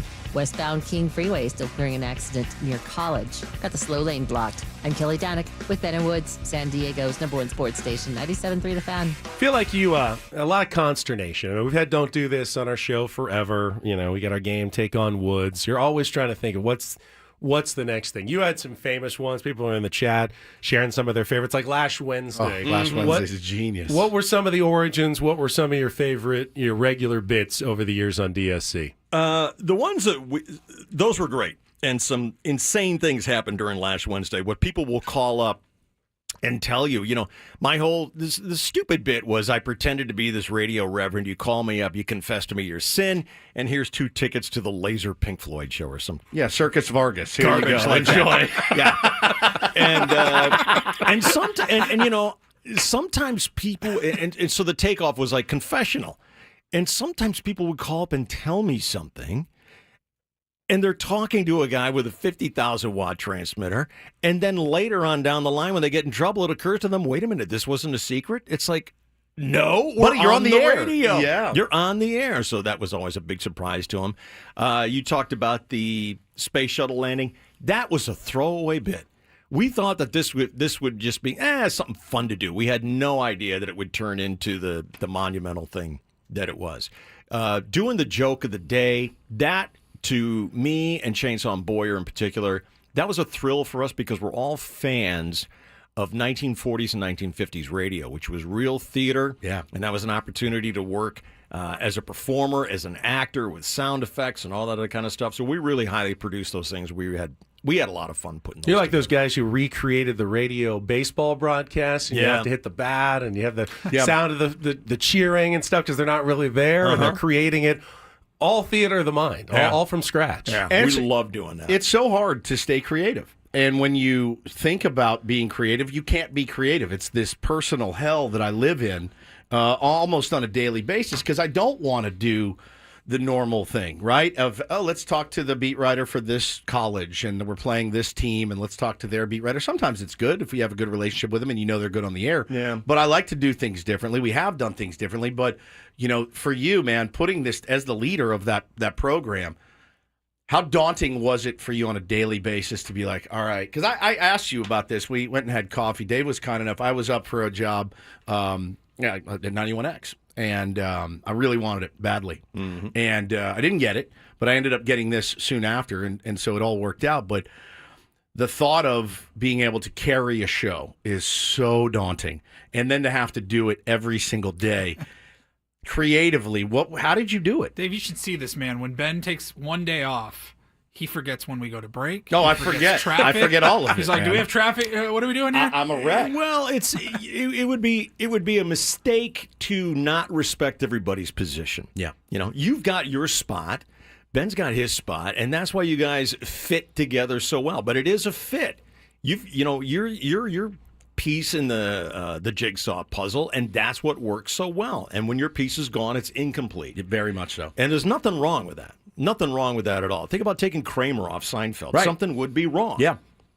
So yeah, it's absolutely right. But when you you talk about 91X. 91X is a great radio station, but they should stop talking to people like me and to you about bringing in a highly produced, highly creative morning show. They should just be a music radio station. I don't know what they've got a hard on over there. Maybe we could have a great radio.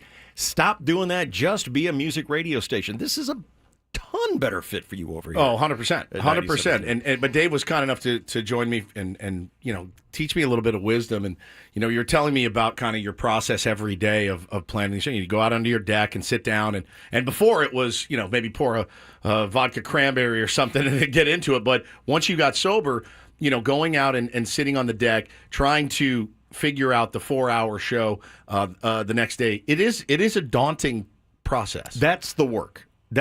And towards the end of my career, sitting down after dinner every night, eating dinner earlier than I wanted about 4. to. Yeah. Yeah, exactly. I know and it then, well. Sitting down to work on that stuff, it got harder and harder to put all that show prep together as the ensemble crew diminished. More and more of that became my responsibility, and that is when I started going, I'm not sure if I really want to do this too much longer. Yeah. Doing show prep at night, my night was toast. It's not my favorite. I'd go home, I'd have lunch, I'd take 10 minutes to myself just to close my eyes. Press the button a couple times. I get it. Yep. Absolutely. Yeah. I'd go outside. That was something I discovered late in my career. I'd go outside for 2 hours, be outside hiking, climbing, doing that kind of stuff. And then I get back, and it's like, it's time to put tomorrow one together. Nothing gave me more fear and anxiety than going to bed at night going, I'm not ready for tomorrow. I'm not prepared. Yeah. I hate that. Yeah. I kind of like it sometimes. I need it sometimes, but it's I like the live aspect of it, the fly by the seat of your pants. But you do have to have watched the game, or you do have to have read something, have some insight on what you're going to be talking about. Some days I fall short miserably, but you give it the old college try. But it is daunting. The thing that I would run into all the time is I would have a bit there, and the night before I'm like, this is going to kill. Yeah, and I'd get there the next flop. Nothing. It goes nowhere. Well, what do I do now? I was counting on that. Yes. 10 minutes later, we're talking about something that becomes the bit that carries us for 3 hours that I thought was garbage that we'd throw away. And that would happen more times than I could possibly count on. I love that. Did you had to serve sort of Paulie's role as well, right? You were in some of the controls and pushing some of the... I did them all. You did all the buttons. I wouldn't let stuff. anybody touch them. That's what I thought. What was that aspect of it like also including... ego and power and just maniac. We're lucky we have Paulie, who's a whiz on. We don't have to look at him. We think it, and he's already pushing the right buttons, which is amazing. You can't buy that. You can't buy that kind of talent. That kind of just ethereal connection that you've got like that. And I love production values. I loved mixing and doing all that crap and being in control. And, in my mind, no one could do it better than I could do it, so I had to be in charge of that stuff. I love that, man. Dave Rickards joins us from the DSC and now doing some podcasting. Yes. And it's a totally different medium. It is. Totally different. Mm-hmm. Now, you get to say curse words, which is very attractive to me. Very attractive. It is, but that is by far not the best part of podcasting. Podcasting to me is a lot like radio, obviously, for obvious reasons, but you don't have to deal with the difficulties that everybody has to deal with. Big corp, everyone who's going to work today in a big corporation, having to deal with all the middle management and all that kind of nonsense. Podcasters can often be their own bosses, and all you answer to is the sponsors. And I never had a problem with sponsors. I loved going out to meet clients with our sales team. Later in my career, I got into that. I really enjoyed that kind of thing. So being away from the corporate stuff is a breath of fresh air. I love dealing with middle management and corporations. Do you it's now? really my favorite part. He's really good at it. Yeah, me not so much, but he's really good at it. So I got hooked up with Mike Costa, who's been around for a long time. I've worked with Mike. My last program director, Shauna Moran. Love Shauna. And she's the Frankenstein who put this thing together. She called me up one day and said, "What if we do a radio show together?" And in my head, I'm going, "That sounds awful. This isn't going to work." You were my boss. Adam, our boss. I don't want to do a podcast with Adam. I'm like, "You're not a broadcast. You're a program director. Program directors are the worst. They're the absolute worst people on the face of the earth. They suck. I hate program. This ain't going to work, but, I got nothing else to do. Let's at least get together and have lunch." So we got together, and I was like, well, that wasn't nearly as bad as I thought it was going to be.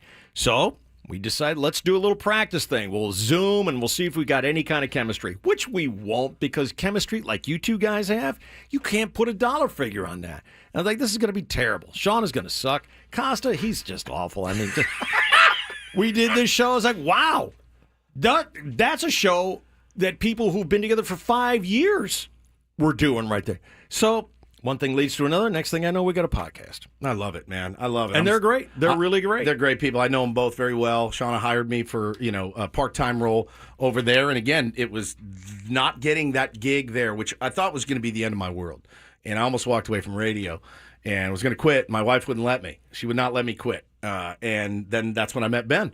And, the rest is history. So well, God bless her for knowing better. Yeah, 100%, man. Mm-hmm. Dave Rickards is here. We're almost out of time, but this has been the quickest hour of radio I think we've ever done, because you have a pro like Dave Rickards in here that just carries our ass for an entire hour. Yeah, which is I'm amazing. probably supposed to tease what's coming up on the program tomorrow, but I feel like whatever it is going to be a massive disappointment. 100%. Let's replay this. Let's replay early this in the show tomorrow. Early in the show tomorrow. Who missed it because they had to go to work at 9 a.m. This is our 6 o'clock hour tomorrow. Unless Roki Sasaki announces a decision, between now and 6 a.m., we may have to replay this tomorrow. I know they always say you don't want to meet your heroes because they always disappoint, but that couldn't be further from the truth. Dave, we really appreciate Thank you so much. You coming in, and this was a real treat for us and the audience. And I know a lot of your audience that's in here as well that really miss you guys on the air. But as Wood said earlier, thank you for stepping aside and giving other people a chance at some point. Finally make some money. I mean,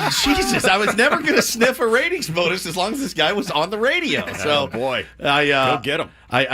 We miss you, certainly, and thanks so much for doing this. This has been an incredible, incredible treat. I'm flattered to be invited. Thank you very much. Just a warning, when you walk out that door, you know what's going to happen. All the salespeople who heard you were in here are going to have to go glad hand you and see what's going on. I'm glad to meet them. We'll try to protect you as you walk out, but thank you very much, Dave. Thanks, Dave. That's the music. It means it's time for us to go. Annie and Elston are coming up next. We'll be back tomorrow morning at 6 a.m. for our executive producer, Paul Reindl, for Stephen Woods and Dave Rickards. Wow, that was really cool. I'm Ben Higgins. Have a great rest of your Tuesday. From all of us here at San Diego's #1 sports station, 97.3 The Fan. So long, everybody.